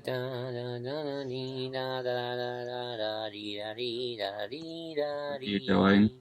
We love Tatooine. No. Sorry, I'm singing the Phineas and Ferb Star Wars song about Tatooine. Okay. It's called We Love Tatooine. Mm-hmm. Clearly. Name. Of course, it's not the Nader. It's a real good machine. It is. I love this little okie dokie. Oh, it's okie dokie. Got it on Uvo 5. Uvo 4. Yeah. Uvo 4. Uvo 4. There were only 6 models in the entire galaxy. Hey, there's a Watto. They gotta love the Watto. Yeah, Watto. This is genuinely awesome. Oh, like, wait, you're a Jedi? There's a Toydarian in I didn't do it. Oh, yeah, Toydarians are the best. There's a Toydarian in Bloodline, if you missed it. Yep. And weren't they in a casino? Oh, I forget. I love his reaction. It's like he's having memories of the past.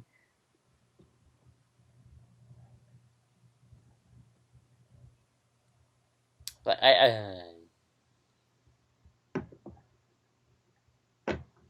He should I love surround it. the pit droids in the back. Yeah. Deadbeats. The deadbeat who owes me money.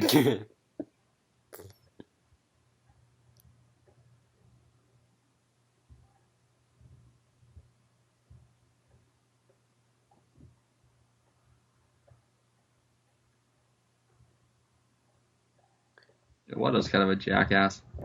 Like Yeah. Yeah, I love the setup of the Lars. My only thing is I wish they were around from just the first movie. We once said that it would work if Lars was actually Anakin's legit brother.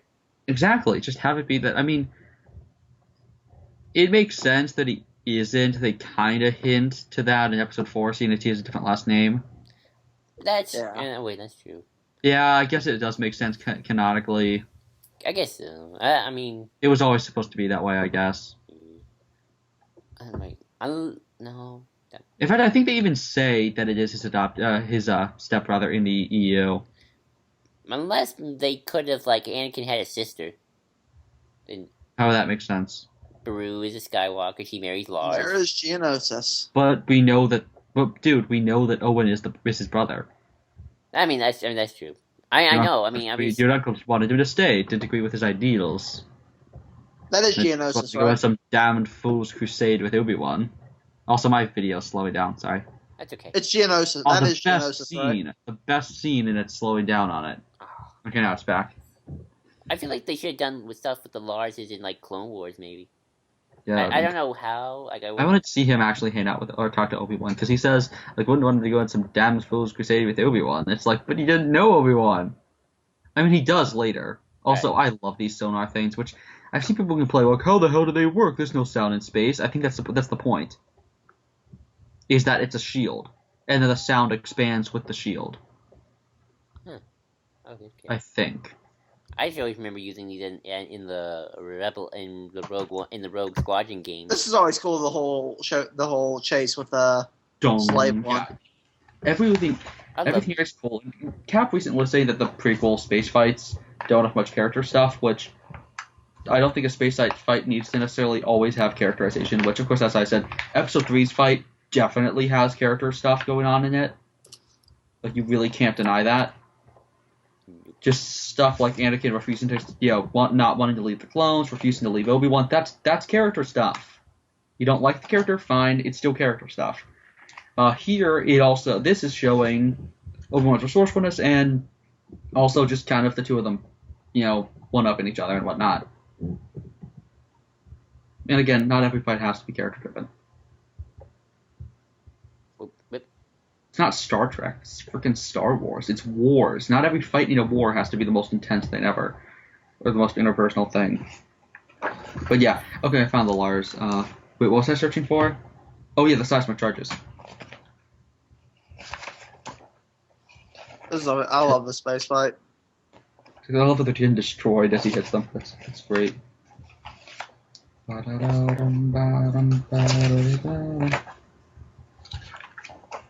Doesn't have Slave 1.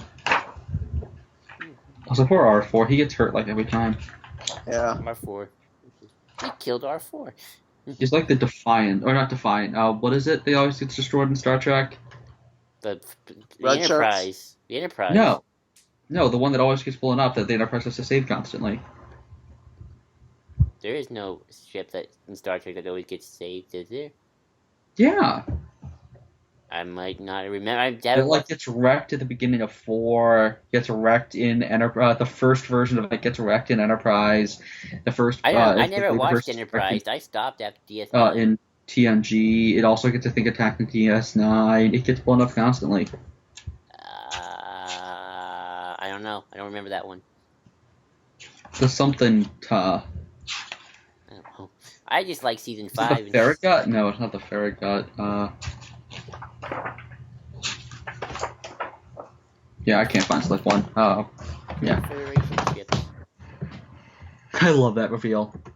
That he's on the back of the asteroid. My boy at the Trade Federation. Building droids and making trade. I actually had a Slave 1 Lego set. Cool. Ooh, I would love to have that. Yeah, it was the green one, but...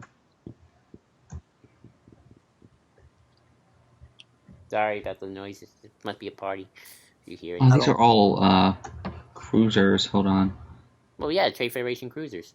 No, not cruise. I'm looking up the Star Trek thing. I looked at Geonosis Inspire. Oh, I remember. Yay! Geonosis looks amazing. Yeah. I always remember playing. It's one of my favorite levels in Battlefront. It was mine too. It's so big and massive. Okay. You just run around all like shooting droids. And it's also the tutorial level for Battlefront 2. Oh, yeah, too. There's a lot of ships that I didn't realize existed. You're not well, I consider myself a casual. Is it the Bradbury? I don't know, dude. I'm a casual Trekkie, not a hardcore one. Ask Captain Logan when you see. Challenger, Chicago, Clement, Concord. Guys, keep talking. Okay. You say something, Cole. Say something smart. Say something. Okay, smart. Also, yeah, I was about to say, do R2 and them interact? Yeah, they do. Well, yeah, they do in the later. Oh, here's C-3PO. Here's C-3PO before gold plating. Yay. Do they explain C-3PO's gold plating in the new canon? No, but isn't it still canon that he gets a thing? yeah, that's in the 2D. That's in the 2D thing. Well, what about in 3D? I would get to see. In 3D, no, because 3D he's already that way. Right. Is it the Lexington? Lexington? I think it might be the Lexington. Because SFWRA says, or is it the Defiant? The ship that SFWRA says is Starfleet's bitch. Starfleet. I don't know. I haven't watched an SF3 Star Trek thing in a while. There's Owen. No, I'm still surprised SF Debris hasn't done his Force Awakens review. I'm surprised. I want to see that. Like he can do something really insightful. That being said, yeah, there's Owen Lars, Uncle Owen, Aunt Beru. And this guy. What happens Lake to this? Lars. What happens to Sieg Lars? Red. What happens? What's his name? Sieg. This guy. How do you spell it? SCI. Oh. Wheelchair man. Lars Senior. Like, what happens to him? Does he die? Does he live to see Luke as a kid and then he dies later in life?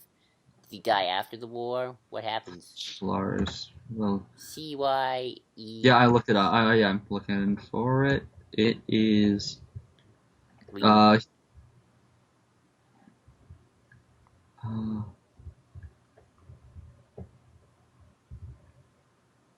And one of them will become a Sith Lord 100 years He dies later. shortly thereafter from his injuries and a broken heart. Everyone dies from a broken heart in Star Wars. Wait, who became a Sith Lord?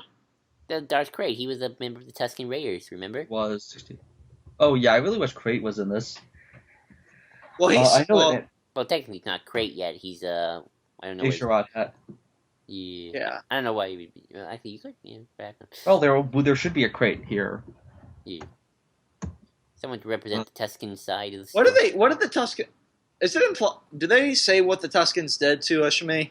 Torture, rape, probably. Yeah. Horrible things. Probably just torture to spite the moisture farmers. Moisture farmers are taking our land, dang it.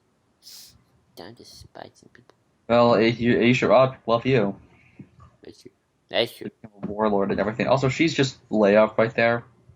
Yeah. Yeah. Also, this is a genuinely good shot where we just show the shadows as they talk. This is like her 8th outfit this movie. Yeah. What do you mean? What? I'm sorry. Yeah, this is actually full with the shadows.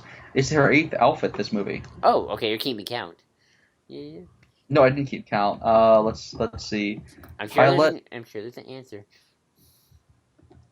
You Google, there's an answer. Google it then. Oh, okay. Google it. I will. I'm gonna miss out on the cool Darth Maul scene with the Jawas, but okay. Well, you don't have the sound, so. I know. How many outfits does Padme wear in Episode 2? Padme Amidala's wardrobe. Here we go. Princess attire. There's a website. No, it's just Wikipedia, silly. Oh, cool. Let's see. This is Episode 2. So in Episode 2, it's 1, 2, 3, 4, 5, 6. Shoot. Are you making sure you're not including Episode 1? No, I'm making. Yeah. Yeah, I got 1. No, wait, that's Episode 1. Dang it. Shoot. I didn't actually. Dang it. Dang, I can't really find the actual answer here. Dang. Well, let's put it together. So she has the pilot. The one when she meets with the Jedi Council. That one. 2. The one in the apartment. 3. The one when they're leaving. 4. That's the same one she's wearing when they land. 4. But then it's a different one when they're on that balcony. Then it's a different one when they're running around. 6. Weird. Then it's a different one in the fireplace scene. And it's a different one when they reach Tatooine. And then it's a different one here. So that's 9 already. Oh, you're and one she gets off. a 10th. 10th. Yep. 10. 10 outfits so far. And of course her wedding dress. Oh no, 10 by the end. Okay. What about her wedding dress? Chance is 11. Oh gosh, yeah, that counts too. So yeah, 11. Also, I do like this touch of the droid army, which we should probably explain what the Separatist plan is, since it's really confusing. Oh, wait. Here comes the best character in the prequels. Yay. Newt Gunray. But yeah, so let's explain what the plan is, because a lot of people get confused on this. I'm just kind of confused. The point, people seem to forget that the goal was to assassinate Padme, because I've seen so many people say, well, like, why would they want Padme and everyone to find the place? She was supposed to be dead. They wouldn't, and they're like, well, they would have, tracked them back to Camino. No, the point was going to be to either, I think the idea was either have the droid army attack first, or have them order the clone army to all of a sudden show up on the Republic doorstep and play dumb, or make it seem like the Republic's playing dumb even though they legitimately don't know, and make the rest of the galaxy be like, oh my gosh, they had an army this whole time against the Rusan reformations, and because they weren't allowed to have a Grand Army of the Republic after the Battle of Rusan, and so all of a sudden, most of the senators would leave for the Trade Federation the moment they found out that, as far as they knew, the Jedi had secretly built an army without asking for permission. Then they would reveal their droid army and be like, look, we totally only built this in a really short amount of time and only as a defensive mechanism. We totally didn't instigate this. Right. And then have the Jedi be separated from the Senate. Okay. The problem was the Padme survived. Okay, right. And that Zam had to die as well. I always get confused. Only because Padme survived. Right. I get confused, though. Like, how does the Separatist Parliament work from the Separatist Council of Businessmen? It's the same thing, right? No, they're two separate things. The Parliament's actually made of good people. Well, the Parliament's just kind of like how the Imperial, what do you call it? Right. The Imperial Senate. I guess the Separatist Council's informal. They make they make the real decisions. Because you see, I actually know what Dooku thought was going to happen to him after Revenge of the Sith. Yeah, he thought Anakin was just going to be around. Yeah, he was going to defect to the Republic, blame Grievous for everything, and then Palpatine, and Anakin were going to be a threesome here. Oh, this is really dark. Of course, it's your mom. It's his mom, gotta love your moms. Yeah, but it's incredibly dark. They did this. And then, of course, he kills a bunch of people. Yeah. Which Cap always complains about. He does, too. It's really way too far. I feel like the problem isn't that he did it. Character-wise, the problem isn't that he did it. It's that we didn't address it. I mean, he does have nightmares about it. In episode 3, and we have a flashback to it earlier in that film. In the first act alone, there's 2 references. Is there a flashback? There's that sound when Palpatine says that. Oh. He says, "You told me about what happened with the Sand People." Well, isn't that the same thing though? They mention it. No, no. Because I'm talking about how when he has that vision of Padme, there's also a sand person. Oh, okay. I gotta watch that then. I think. I don't think there is. Maybe. I don't think there was. Didn't it start out? Oh, was that this movie? I don't know, but still, nevertheless, there was a flashback thing. I know about the Sand People reference. Exactly. So there's at least one thing, but the problem is that we don't have anyone else react to it. I buy Anakin killing them. Strange. A lot of people don't, but. He's a loose cannon. His mom was just murdered. He's gonna rage out.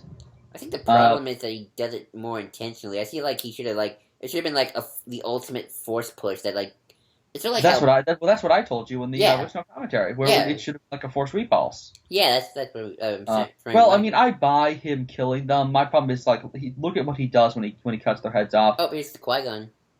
Look at his reaction. Well, no, he is kind of there's a little bit too much coldness. Also, Anakin, no. Oh, I like how his voice is a little graspy. No. But yeah, I mean, the Jedi seem to know that Anakin did this. But yeah, I think it was done really well in the comics when he attacks Asherad Het and force chokes him. Yeah. I don't know if I had that comic. I might I have. have the. I Um, remember. I remember having the one with the Battle of Camino with that Mon Calamari general. yeah. I remember that one. The Dirge one where we see Dirge's face. Yeah. So all this stuff with Aisharad. It's Let's see. terrifying. Because Dirge's face is horrifying. Yeah, like I love this way, just attacking them. This Jedi, I'm aware fully of the dark side. I have no idea at this Your point. mother's death, the slaughter that followed. These are obviously something you did not tell your master. You could not have told any other Jedi otherwise. You would have already faced disgrace, and now you have told me. If we are to survive, we are to assist our fellow Jedi. We must work together. I don't think it's possible as you see me as a Tusken instead of a Jedi. If that's so, then I must peel my skin and no longer be a Tusken. If I stand before you naked on my own face, will you see me as I am? Will you understand? And then he reveals that he's actually not Tusken. The irony there is that Anakin probably should have killed him, and then he would have saved the galaxy from 100 years later. Irony. Doesn't Darth Krayt become Darth Krayt because of the Yuzon Vong? Yeah. And doesn't Well, because he became a warlord. Doesn't the Vong have something to do with Jason's turn to the dark side? Kind of. But yeah, so pretty much, like the slaughter itself, I don't think is a bad idea. It's just that they don't deal with it too much. I think it maybe could have been executed. I still like your first idea of like a forced combustion. Well, yeah, but then how would that wreck the entire place? That'd be a little cheesy if he just blows up the entire freaking village. Well, he's very powerful. He doesn't Yeah, have to blow up the Jedi. He just... Oh, also, by the way, this shuttle that you see, that's a yacht. That's what Phasma's armor is built out of, that exact model. Oh, right. Cole. Oh, yeah, Cole, you've been quiet. Is Cole even here? Cole. Oh, sorry. Mic was on mute. Oh, sorry. Sorry, I thought I was saying. Oh, crap. What time are y'all at? 1 hour, 23 minutes, 46 seconds. 47 seconds. Wait, I'm at 1 hour, 6 minutes, and 55 seconds. I'm 1 hour, 23 minutes, and 53 seconds. Alright, I'm kind of caught up. Are you 123? 1, 2, 4, 0, 0, 0, 2. Are they talking about... Yeah. Are they talking about... You didn't even hear me finish. About the... life seems so much simpler when you're fixing things? Yeah. Yeah, they're in the house. They're in the hut. Yeah, mine says 1 hour, 6 minutes, and 43 seconds. That's so odd. Mine doesn't. But yeah, sorry, I asked a question. I said, did Luke and Aisharad had ever fight? No. Huh. Kate did, but... He was locked away by the bomb. Oh. Obi-Wan fought him, though. Right, I saw that. Cole, you never gave your 2 cents about the Tusken Raiders. We kind of read it. I was talking through it, but I'm sorry. What did you say? Like, You probably thought we were cutting you off.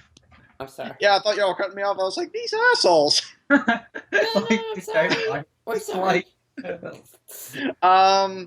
Nobody's talking right now. Like, we should probably, have you're saying something, we just cut you off, and we're like, I wish somebody would actually say something. He's holding me back.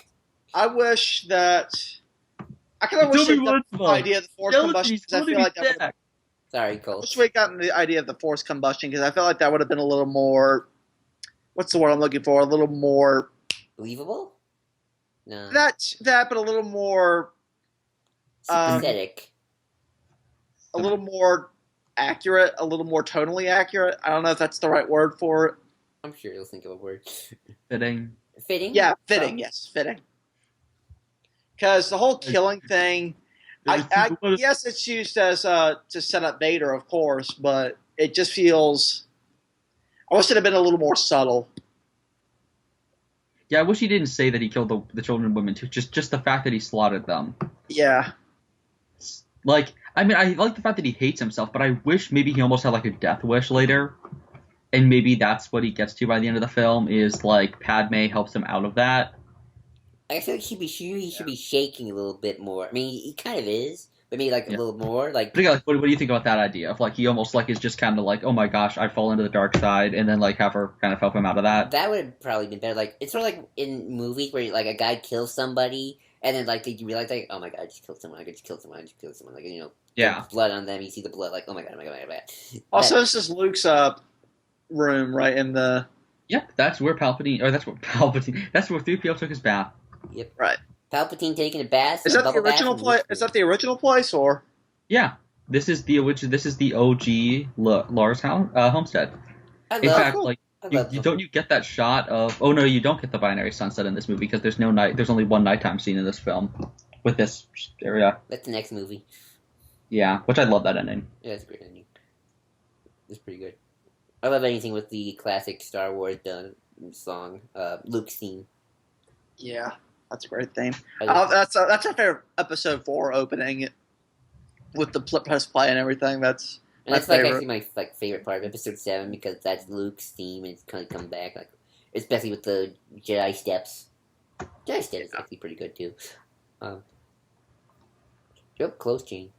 Well, here's a somewhat good setup where he's like, I wasn't strong enough to save you. I wasn't strong enough. Yeah. Like, I genuinely love this.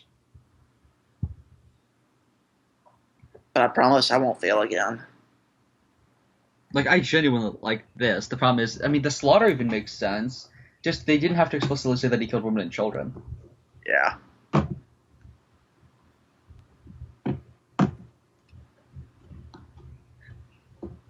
Would Anakin technically be a serial killer after he killed all those people? Yeah, totally. A serial killer.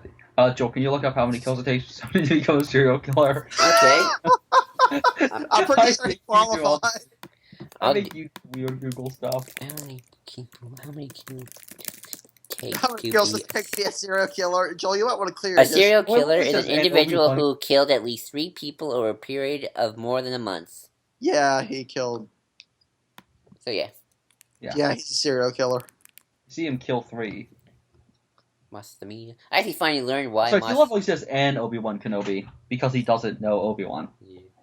I actually finally learned why Mastamia seems like a bad guy because he is. He's actually part of Palpatine's clique before he became Chancellor. Because Moss is like his BFF. So I think it works for him to be. That's why he's totally Snoke. Snoke is Masamita. Because he's his BFF. He's dead now. He's so pissed. Also, I love the droidicas that don't have shields. Yes. The droidicas. Where are those droidicas? I can note that. I'm a droidicas here once. You will not survive this. I really like this scene. Protect the senator at all. Oh, this is also at Padme's 10th. Exactly, this is the 10th. And this is way too tight fitting, and again, kind of objectifying and not really belonging in a kids movie. Yes. Also, you can it gets really awkward and distracting. In fact, didn't Cap talk about that as well? I don't know, did he? I haven't watched their episode 2 commentary in a long time. I actually went back to watch their episode 1 commentary. Though. I remember they were getting bored too.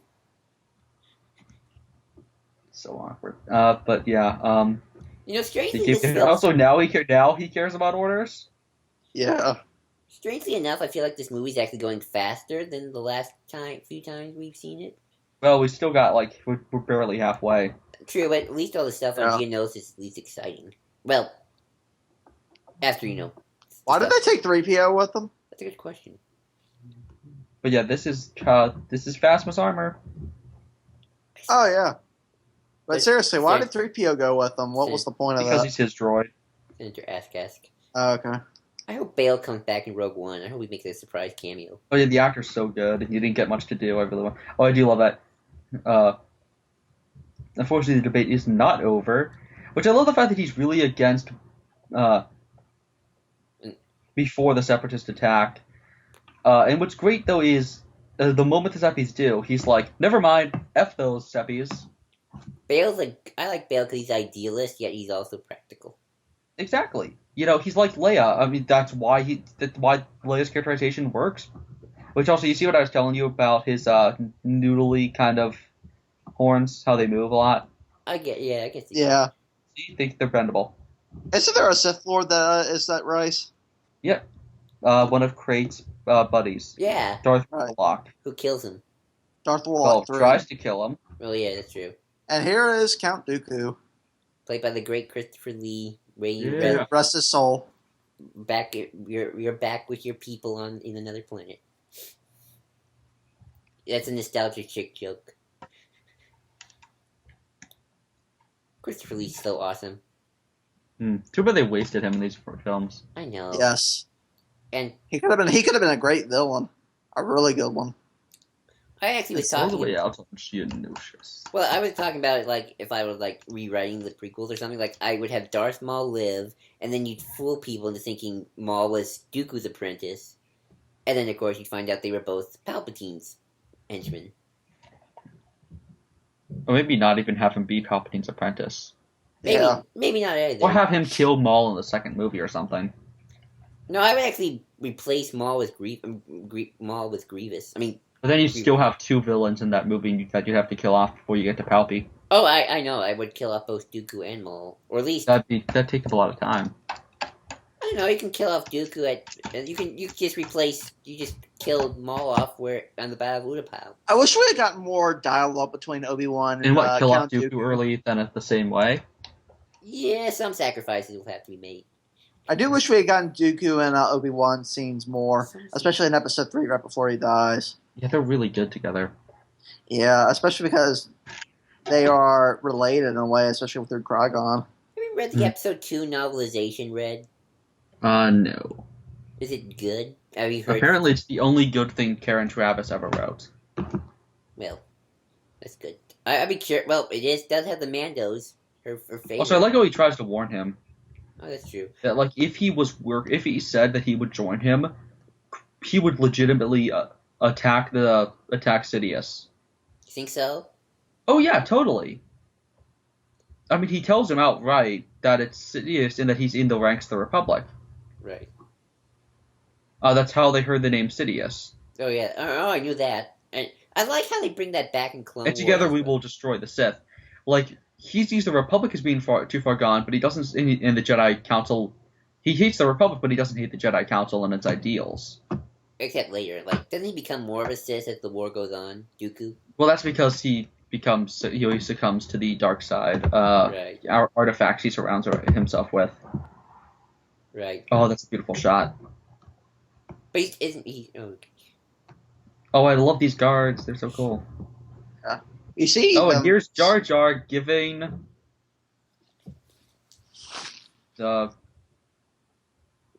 unlimited power. Palpatine.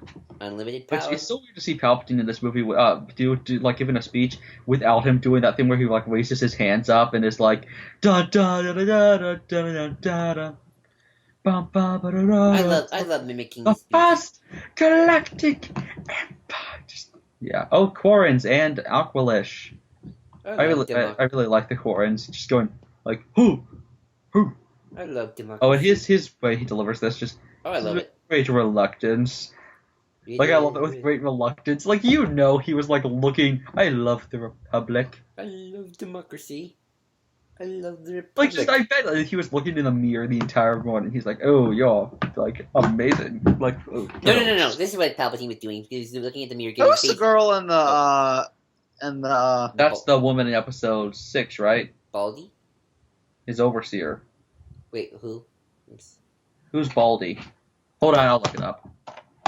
Well, I was saying that my idea is Palpatine's looking in the mirror and goes, I love democracy. I love the... And he just starts cracking up because he knows the lie. Yeah. He's like, he can't bring himself to say it because he thinks it's hilarious.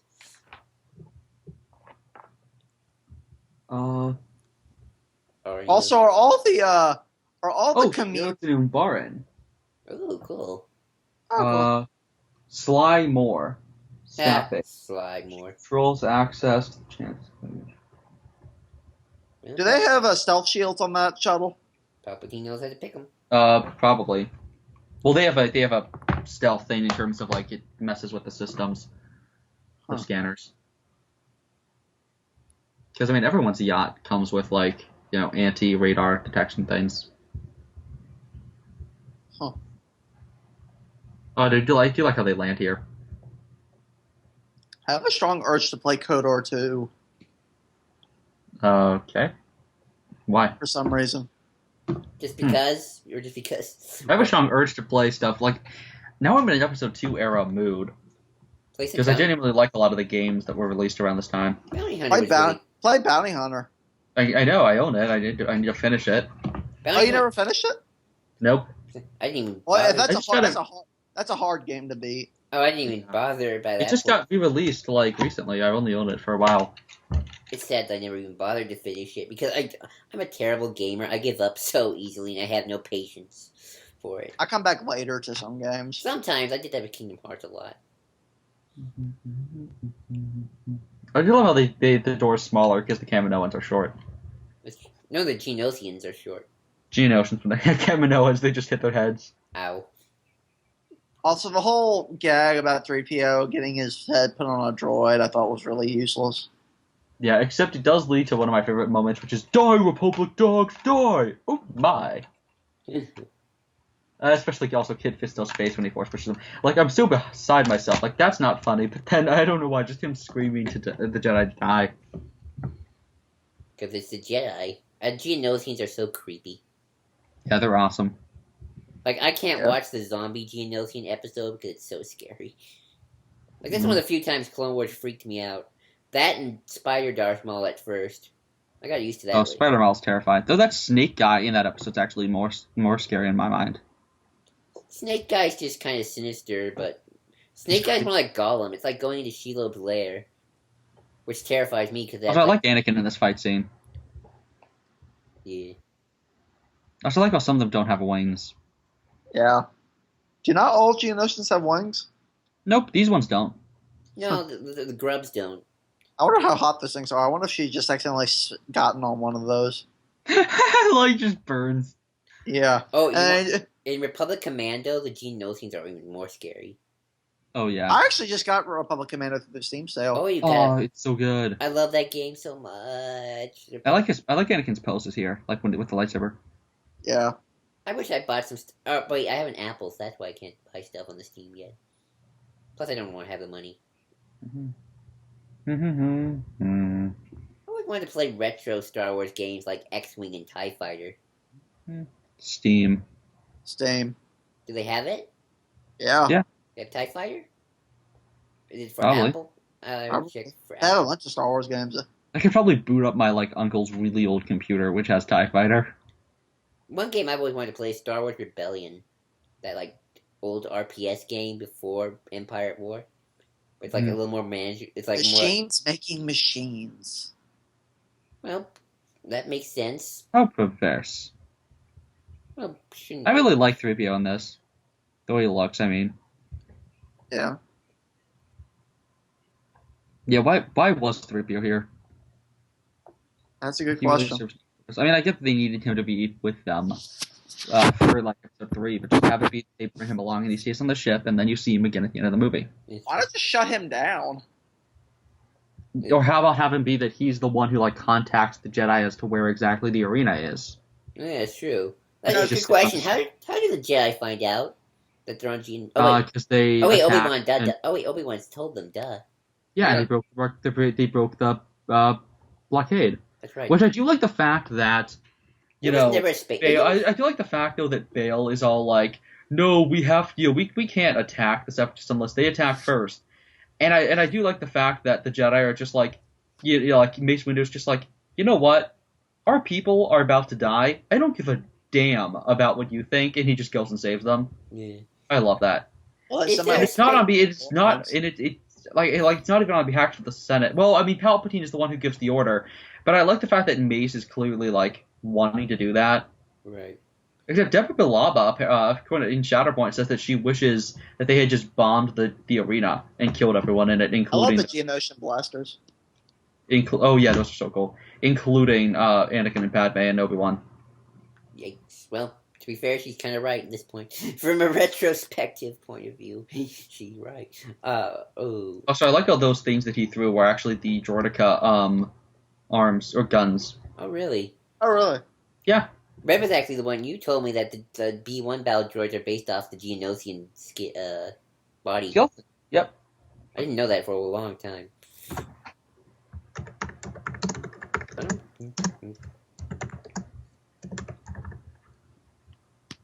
Okay, let me ask you a question. Uh-huh. What was the point of them going into this factory? Because that was their entrance. Yeah, it's kind of like this is the only place you can enter, so like a dungeon. And that went south for them really quickly. Oh, yeah, that's true. I like these things because they're R2 to the rescue. Sorry, fellas.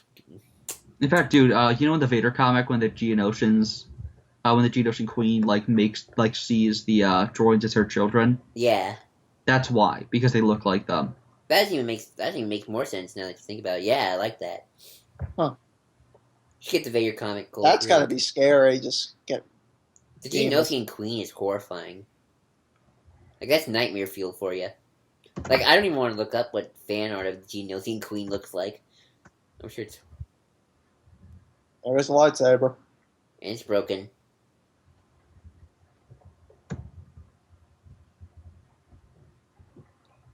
Yeah, Obi-Wan's gonna kill him. Yeah. No Oh, Not before they kill him there's first. the droid decals. There are those droid decals. And Django. I always find it weird how the Geonosian droids are like red, but yet in Episode 3 and the remainder of the Clone Wars series, they're back to their light yellow. Well, different factory, probably. No, that's true. And plus, those are Marine ones. True. And then the Honor Guard or whatever. Well, no, they're all orange in Battle Geonosians, right? Yeah. Okay. And the ones that are on Mustafar and the Invisible Hand would be different. Well, that's true, but I'm talking about even in Clone Wars, regular droids look yellow. Yeah, because it's been a passage of time, so that paint would probably rot away. Okay, that makes more sense. Plus, different factories, they were probably already made earlier. That's true. I remember how back in the Attack of the Clones video game, is it just called Clone Wars? It's called Clone Wars. They're all orange. Play that game too. Is that on Steam? Get on Steam.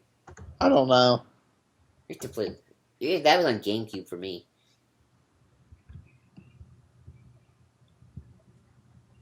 Episode 3 sadly didn't have a lot of video games dedicated to it. Well, except the video game. Well, yeah, that was actually pretty cool. Battlefront. This dialogue. But it had the best musical score. No.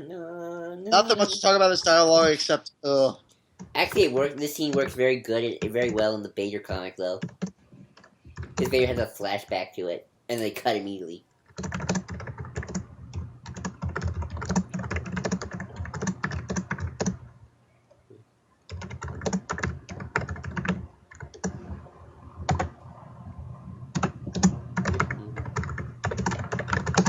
What are you looking up, Rod?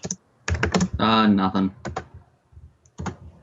I remember Ankley's looking horrifying. And Obi-Wan's like, oh, you're dead. Oh, one of the best Literally. jokes. Best joke coming up. Good joke coming up. Yeah, it's great.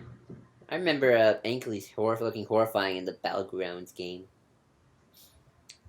They're Battlegrounds also really scary in Battlefront. Oh, yeah. Ankley's. Acklays. Accolades. Ankleys. I would call them Ankleys. Ankleys. Ankleys. I would call them Ankleys because that's how I just pronounced things as a kid. Battlegrounds is actually a Attack of the Clones kind of game because they had an expansion pack. Good job. That's a great joke. There's Poggle the Lesser. They should have, you know what? They should have added in those deleted scenes with Dooku and Padme.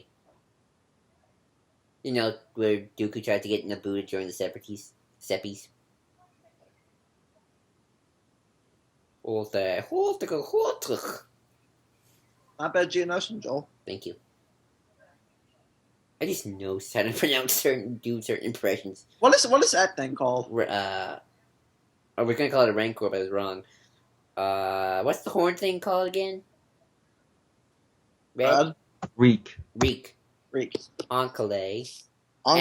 And the Acklay. Acklay. And the tiger? The cat? Nexu. Yeah, those Nexus are horrifying. Yeah, that thing is horrifying. You have to fight them in Bounty Hunter. Yeah. That's even more scary. You can actually have Geonosians ride those in Battlegrounds, I think. Those little horsies. Oh, there's Nuke Gunray, best character. Imagine if we had this as a way of execution in real life. Well, we did. We called the Roman Empire. Ah, that's true. What do you think happened to all those Christians who were fed to lions? True. Or just go good old-fashioned gladiator arena battles. She seems to be on top of things. You're a few seconds ahead of me. Okay. Sorry. Or, what is in 3, 2, 50 seconds?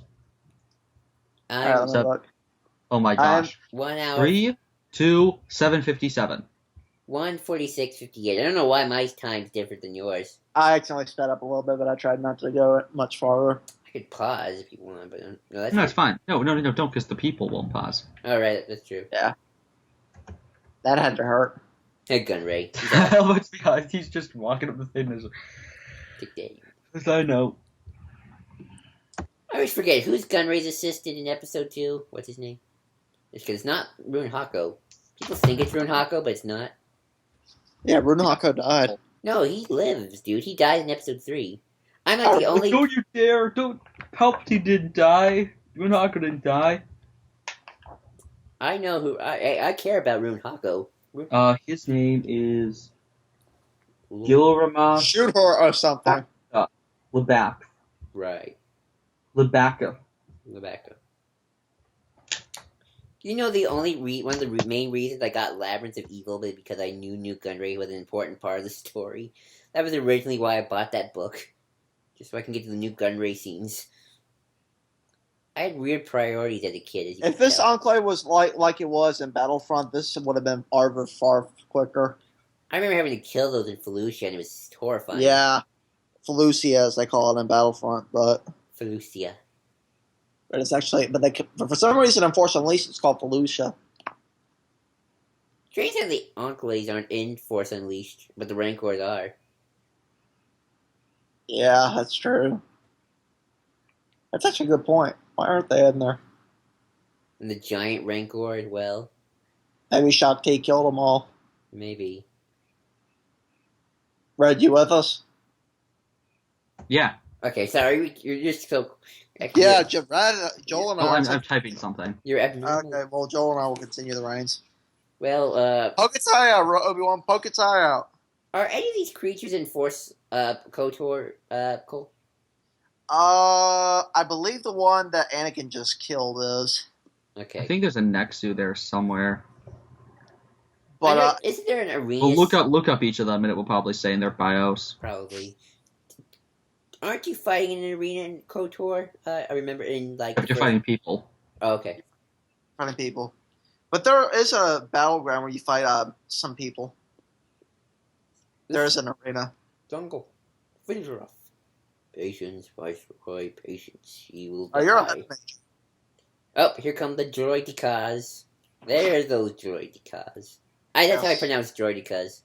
I love droidicas. They're a lot of fun to play as in the Lego games. And in Battlefront. And in Battlefront. Oh, I love mowing down people in Battlefront. Yeah. At the droidicas. Oh, here comes Mace Windu. Yep. You being old Mace Windu. Badass. Bum, bum, bum. Boy, Mace Windu should have really cut off Dooku's head. Yeah, would have saved them a lot of trouble. Oh, he does what he's about to do in a few minutes. That's true, but to the wrong person. Yeah.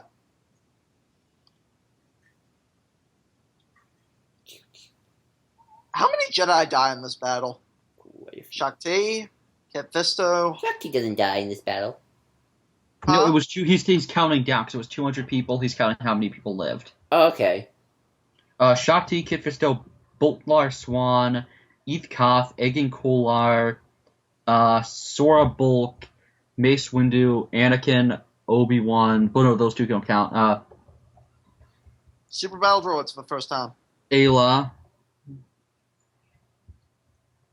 Adi Gallia, Sadi Gallia, Luminara. Depa Balaba, Barasafi, that one Angry Jedi, even PL. Oh no, he wasn't there, was he? Plo Koon, Caddy Mundi, I stopped counting. I Yeah, have like 10, 15, definitely 16, more than 10. Probably 6, like 20. and Grievous And there were is, several that survived who were in different areas of the place. and they actually retroactively had Grievous here too.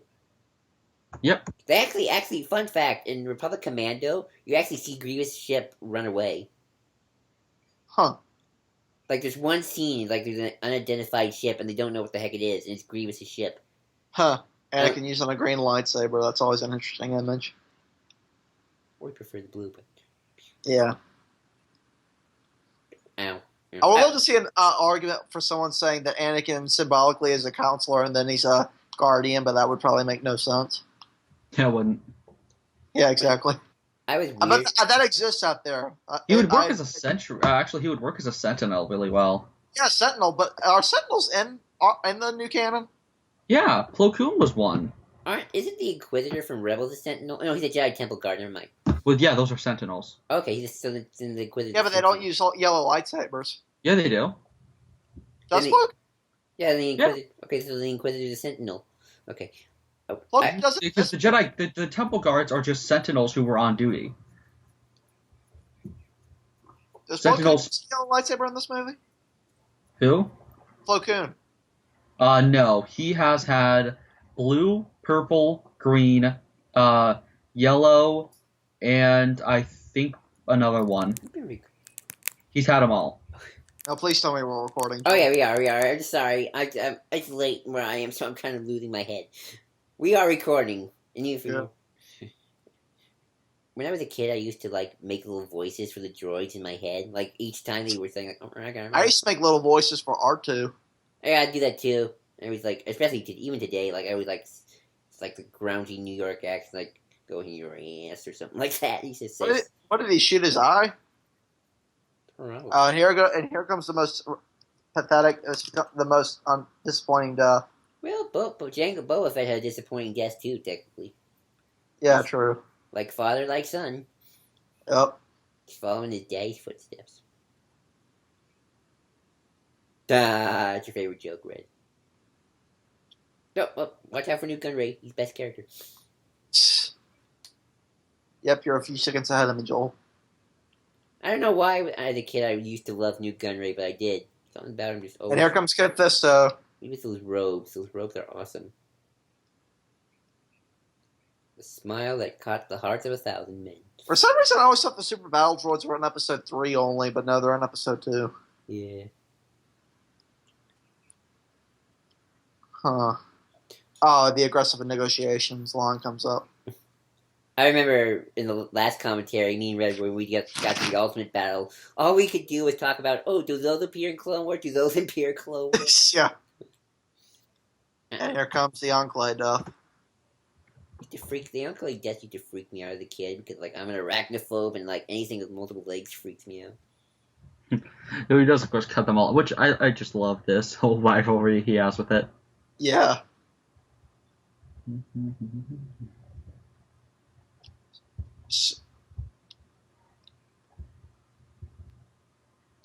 R2 gives no 0 apps were given by R2. Okay, I have to ask: is there a space battle going on the Battle of Geonosis? Yeah. Okay. You see it in Battlefront in the sky. Okay, right. Yeah. Because we never see it in the movie. Like I always forget. Yeah, you do in the background. Okay. Do we? The gunships are getting shot at, and there's vulture droids.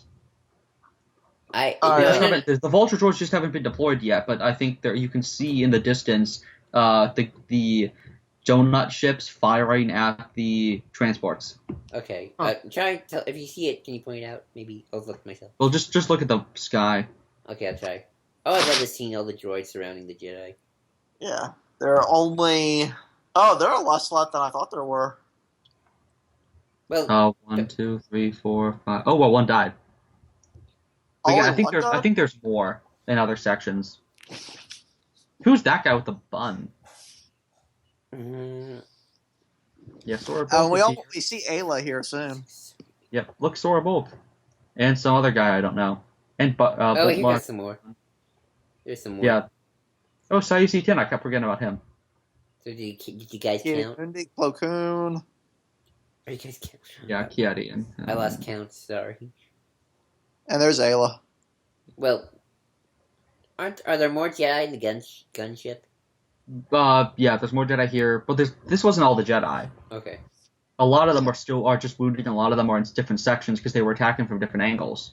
Oh, okay. Because don't forget, they were on the stands. That's right. I thought they'll jump down in the stands, though. Maybe that's just... Oh, yeah, I forgot Shakti. Yep, Shakti. This was always cool. I love Shakti's death in I love Force this. Unleashed 2 a lot better than I did in the deleted scenes. I just love this moment. Oh, yeah, it's like... This is the part I always skip to when I watch this. This is the actual Attack of the Clones. The clones are attacking the droids. Do we see Cody? Do we see Cody in this? No. No, he says in Geonosis, the arc of Clone Wars, that he wasn't there for that battle. Was Rex there? Also, no. Okay. These things work so the gunships move so cool. I love the gunships. Yeah. Which apparently the gunship that gets shot down had Sora, Bulk, and Eth Koth on it, but since Bulk survived, they decided to retcon that Koth did as well. I remember somebody them talking about it in one of those behind the scenes things. Mm-hmm. Poor Clone. That was the first casualty of the Clone Wars. Poor Clone, the first casualty. What about all those droids? Those droids count too. Okay, let me see. I see ships, but I don't see any fighting going on. Well, yeah, because they just freaking deployed. Well, hold on. I mean, they attack later. I mean, there's not many Vulture droids because they didn't expect an aerial assault. That's true. You know, and they're trying to take off. Did you ever watch? Did you guys ever play Jedi Starfighter, the sequel to Starfighter? No. I have it. I've never played it. Yeah, there was a space battle, Geonosis 2. It was this is so cool. This is where things get fun. Oh yeah. I love that. Yeah, rally more systems to which Kazi will. But yeah, the one that gets blown up right around here, I think. But yeah, you see, they're getting fired at. True. That's a sky bat. Wait. Oh, one of those droids. These Techno Union ships. Yeah. Yeah. Which you see get obliterated in the Clone Wars miniseries. It's sad we never see the Spire droids in Clone Wars. Yeah, I mean, we see the ones that we see in Revenge of the Sith. Yeah, that's true, but I always like the Spire droids better just because of their design. The big ball in the middle. I love this whole hologram map. That's great. I love going inside this room in Battlefront, and you actually see the Death Star. Yeah, that was always awesome. Yeah, I just say, like, screw the rest of the battle. I just sit and protect this. I just sit in there all day and watch. Ouch.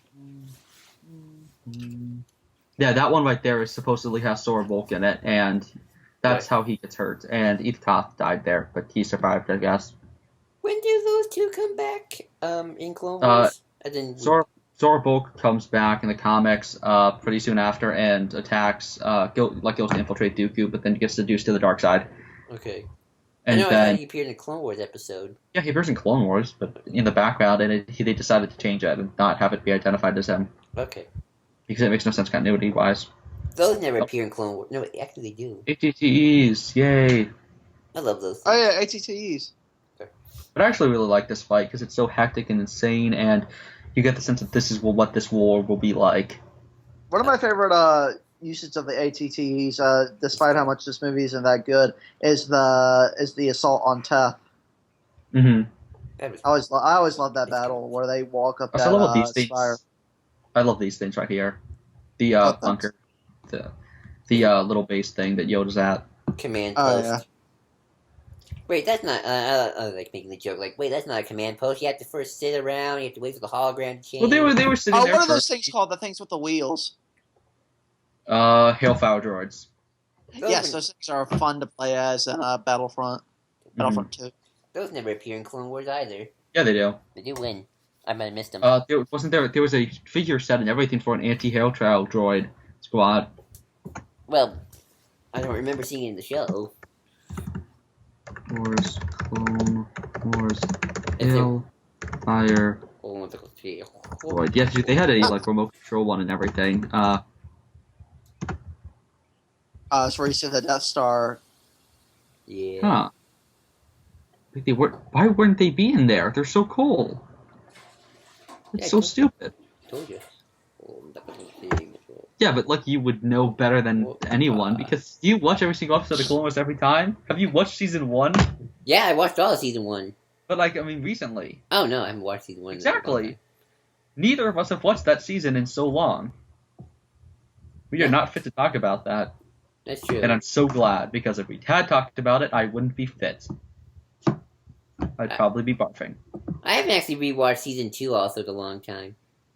Yeah, season 2's pretty good, though. At least, those poor things, they just get blown up constantly. I always stick around season 3 to 6. Ooh, that's good aim. Also, this right here is awesome. Isn't that thing Grievous? Doesn't Grievous come out of that in episode 3? Yep, the shuttle. Yeah, I love this. Maybe this is where the ship Grievous was in. Yeah, he was. No, he wasn't. He was I in know. his... I'm joking. Okay. Though I do love this mini thing. Like, why wouldn't he just get in the other one? Maybe he has... well, it is his personal yacht, Dooku. He likes to ride in style. Concentrate all your fire on the nearest starship. I love these things coming up. The lasers. Names escape me, but I love them. What are the laser things called again? I always forget. The cannons. They were in the miniseries. I forget what they're called. They fire differently in the miniseries. They're more like a blast. They're actually appear in one episode of 3D Clone Wars as well. Yeah, with the Zilla Beast. Yeah. Is Mon Calamari and Clone Wars? Yes. Both versions. Nice. I know it's in both. I know it's in the miniseries. So Kit Fisto goes there. That's a cool battle too. I love this close-up shot. Yeah. I actually like watching the behind-the-scenes features of the Clone Wars battle because they actually show a lot of the what's that word? It's like the pre-CGI show. With the maquettes. The animatics. Post production. No, it's animatic. That's it. And like they show all the things they were gonna do, but they cut out. You also gotta love that both of them get owned by Dooku here. He's Christopher Lee, that's why. You don't mess with Saruman. Except Yoda. Yoda holds his own because he's freaking Yoda. Saruman and Count Dooku team up and fight Yoda and Gandalf. That would be badass. You know there's a fan fiction of that somewhere. Oh, you know it. Mm-hmm. There's a fan fiction of almost anything. And as you know, I read half of that stuff and write a bit of it myself. I'm bringing a Black Butler Doctor Who crossover now. What speeder is that Dooku's using? It's a custom-made thing. Red, are you here with us still? Right. Yeah. I don't have a vehicle guide. Okay, damn. Oh, okay. You can look it up. Okay. I guess Geonosia's vehicles. I'll look it up. I do actually when Obi-Wan brings up, what do you think she would do in your situation? I actually like that one. Dooku's speeder is called a flick knot speeder.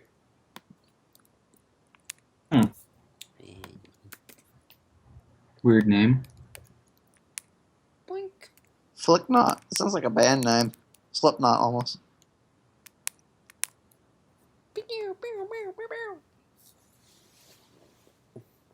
Like, what happened to the... Oh, wait, that's right. Never mind. Wait.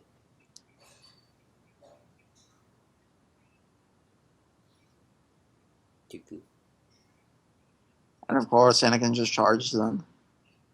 You know that when I was a kid, I was really silly because I used to think Dooku was going to turn out to be the Emperor. Huh. All on the fact that he did the blue lightning thing. And it was my mom of all people who guessed it was going to be Palpatine who was the Emperor because, like, that was like Mom got some before me. That was awesome. That's a cool shot where he just deflects the lightning. Yeah, I used to. In the Return of the Jedi novelization, Luke actually deflects the lightning with his lightsaber at first. Yes, he does. And I haven't read the novelization, but I just know that fact.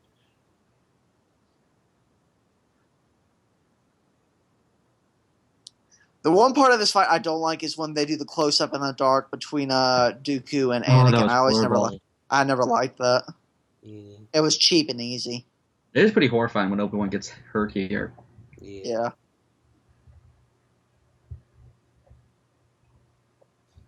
You know, as much as I don't care that the fact that its clones are all CGI, I kind of would have liked to see a clone costume. I would Yeah. too. Like, it looked really good, though, especially the footprints and everything. Yeah. I can tell a little bit, and maybe that's because my eyes getting That more shot right towards- there at the shoulder was great. Oh yeah, that's pretty good. Yeah. This part of the duel I really like. But yeah, I love Christopher Lee's face. that way Anakin's still, like, burning. I'll always love it how in Clone Wars, like one of the last few duels between Anakin and Obi-Wan together, Dooku just goes, "I told you everything you need to know on Geonosis." Mm-hmm. It was fucking awesome. I gotta I rewatch it. actually really like Anakin with the green lightsaber. It just looks visually interesting because Luke had one. Yeah, that's true. Yeah. I mean, I always prefer blue lightsabers because blue's my favorite color, but green looks cool. Green's so much better. Because green's the best color. Blue, best color. I'm such a consular. Oh, I like Anakin's strategy here, but it looks horrible. Yeah, it does look horrible. you're Like right. these few shots, Oh yeah, they do look bad. Yeah. I mean, I like that there's light in the lightsaber, but still, it looks bad. Yeah, but it's very easily shot. It's just Yeah. really cheap. Okay, that looks okay. Oh, but now he lost his arm. He hasn't lost his arm yet. But I'm watching.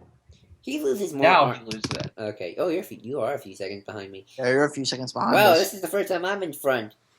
During the entire commentaries, I was always a few seconds behind. Sorry, I'm making. Hey, here comes the fun fight. Sorry, I like how Dooku's kind of saddened by the fact that he kicked their asses like that. Yeah. Like, he feels like a jerk. Poor Dooku.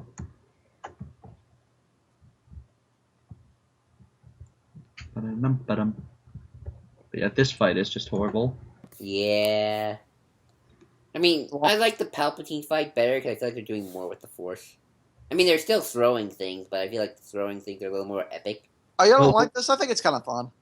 I like the. Yeah, but just wait till the lightsaber fight happens because I'll point out a really big problem. One of the stupidest moves in the entire franchise. Strangely, CGI Yoda, it makes sense to me. Mm-hmm. I mean, granted, I always prefer Puppet Yoda, but I honestly, for this thing, if Yoda's going to be doing some action, you need CGI. I don't think even a puppet can do that.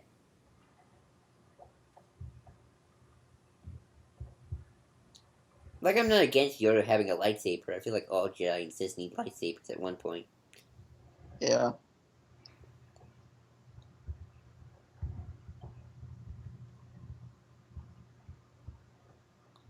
But yeah, it should have started as a lightsaber fight, then become a Force fight. I agree. Yeah. Like with Palpatine. Yeah. Right. Which I think George knew the mistake and fixed it with Palpatine. Yeah, I definitely like... I honestly kind of... I mean... I kind of wish they did more... Well, Palpatine works a bit better because it's a little more epic in terms of the Force stuff.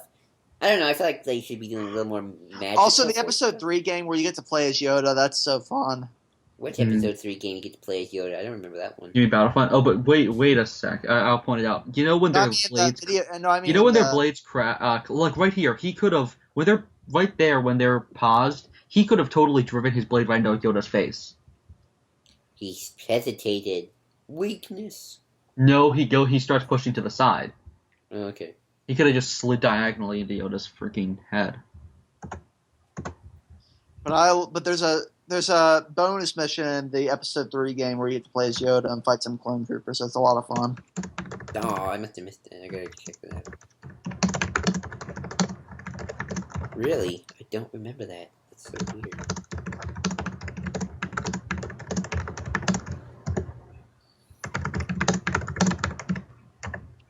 Coming close to the end of the movie, we are.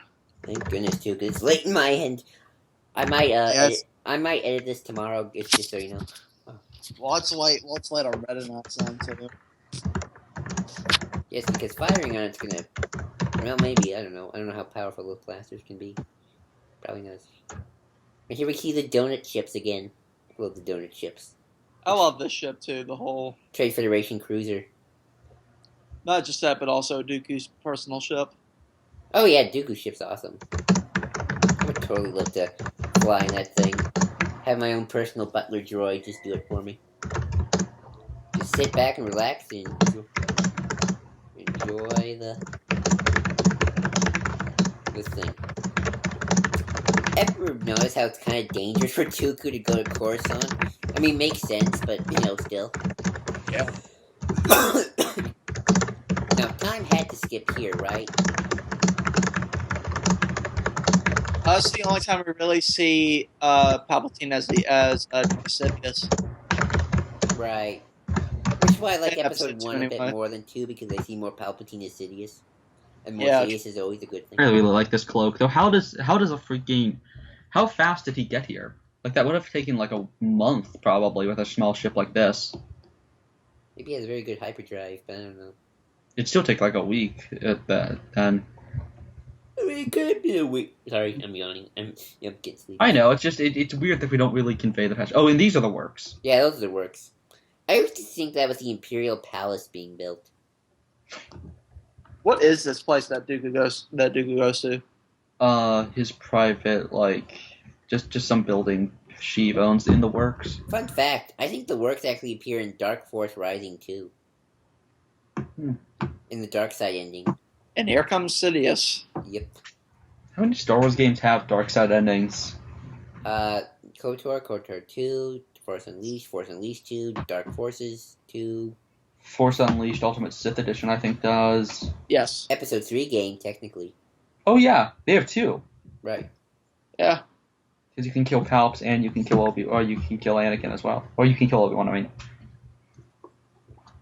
Oh, and I really like this moment, though. Which, this is going to be poignant soon. Poignant? Oh. The Death Star. Oh, right. Right. It can be interesting to see. It's the giant tower near the temple. The Imperial Palace? I don't know. That hospital that Vader's in? No, the giant temple, the giant tower. There's a giant tower, like a few feet, like Yeah, I a see it. yards. Yeah. Yeah, I see it. I have no idea. Trust Jar's ways now. Keep a closer eye on the Senate. We should totally just not at all trust anyone and be manipulative. I love that Yoda's like, they're being manipulative. How evil. And then they're like, exactly, we need to be manipulative. Victory? Victory, you say? No, Master Obi-Wan, not victory. The shroud of the dark side has fallen. Begun. The Clone Wars has. The Clone War has. Beginning July 28th, 2008. 6 seasons worth. Oh, this is the scene I'm talking about, Red. This is what they showed in Rebels. The clones. Yeah, that's what I thought. Yeah, they did show it. No, they're doing the Imperial March. Bum, Dun, bum, dun, dun, dun, dun, dun, dun, dun, dun, dun, dun, dun, dun, dun. I always remember this song from the attack. But what's great is that they build to it in a way that's not actually there in the original March, which is great. Yeah. So the build-up, you think it's a different theme, and then it becomes it. Also, I like how you see Anaconda Far, that one Gand guy, and there's Bale. People sitting there and watching. Poor Bale. Ba-dum, bum, ba-da, ba, ba, ba. I like how they changed the cruisers, the transport cruisers, and gave them like actual cruisers. It looked more like the Star Destroyers. Yeah, Star Destroyers. They appear actually pretty early in the war. Oh, there's number 11. Padme's wedding dress. Yeah, Bale's all sad. Yeah. Who was the person that they got for to be the Priest? Yeah. I don't know. Some random guy. Random bearded guy. And Who robotic looks arm. like, who's he look like? Someone from Monty Python. I don't know. I think it come to me. Oh, Tim. I have no idea. Something from the Holy Grail. Ah. The guy was like, "Get on with it." Yeah. Then yeah, they're just making out in the middle of Naboo, which this should not have been the end of the film. It should have been the clone scene, as this is Attack of the Mother Effing Clones. The marriage of Anakin Skywalker. Get them married off screen. I'd be okay with that. I really would. I would have too. If I had cared more about this relationship. Then yeah. This also So was here written we by are. Jonathan Yeah. Hales, apparently. I mean, I get that it has to be a family portrait, but then the clones are also a family portrait. Yeah, they're family. They all got the same DNA. So we were at the end of the movie. I love seeing those GIF pictures of like the clones and their dad, Jango Fett. Best father ever. Ben Burt. So, any final thoughts, guys? Better than the last viewing we had of it. That's because we had a third person, and and hopefully this time you people can hear me. Yeah, hopefully. So it's not just Red talking. Otherwise, episode 2 is a gross movie because Joel apparently can't give his full thoughts. Yeah. What about you, Joel? Any final thoughts? It's still my least favorite Star Wars. I love the last 15 minutes. That's it really. I mean, it's on. I have it on mute, so I'm not listening to it. So Yeah. For me, and plus I have it with but yeah. I'm kind of meh toward it. It's just there. It's the Star Wars movie that's kind of just there. Yeah. I have more feeling towards Episode 1. Funny enough, like I'll always say that Episode 1 is overhated because Episode 2 is the worst. Yeah. So should we wrap this up, y'all? Yeah. Well, everybody, thanks for listening again. Yeah. I hope you heard me this time instead of Red just talking to himself about this movie. And if you watch both our commentaries, tell us which one you like the best. Red's solo one or this one. So yeah, thank you. Red Solo. Yep, you are Kylo and Jason's and Jaina's third, fourth, and Anakin's fourth brother. I just botched that so bad. So yeah, everybody, thanks for listening, and hope you all enjoy. We hope you didn't die. We hope you didn't suffer too much watching episode 2. And if you are taking a death stick, just remember, you want to go home and rethink your life. I want to go home and rethink my life. You should end it there. Yep. Bye-bye. Of course, be with you. Always.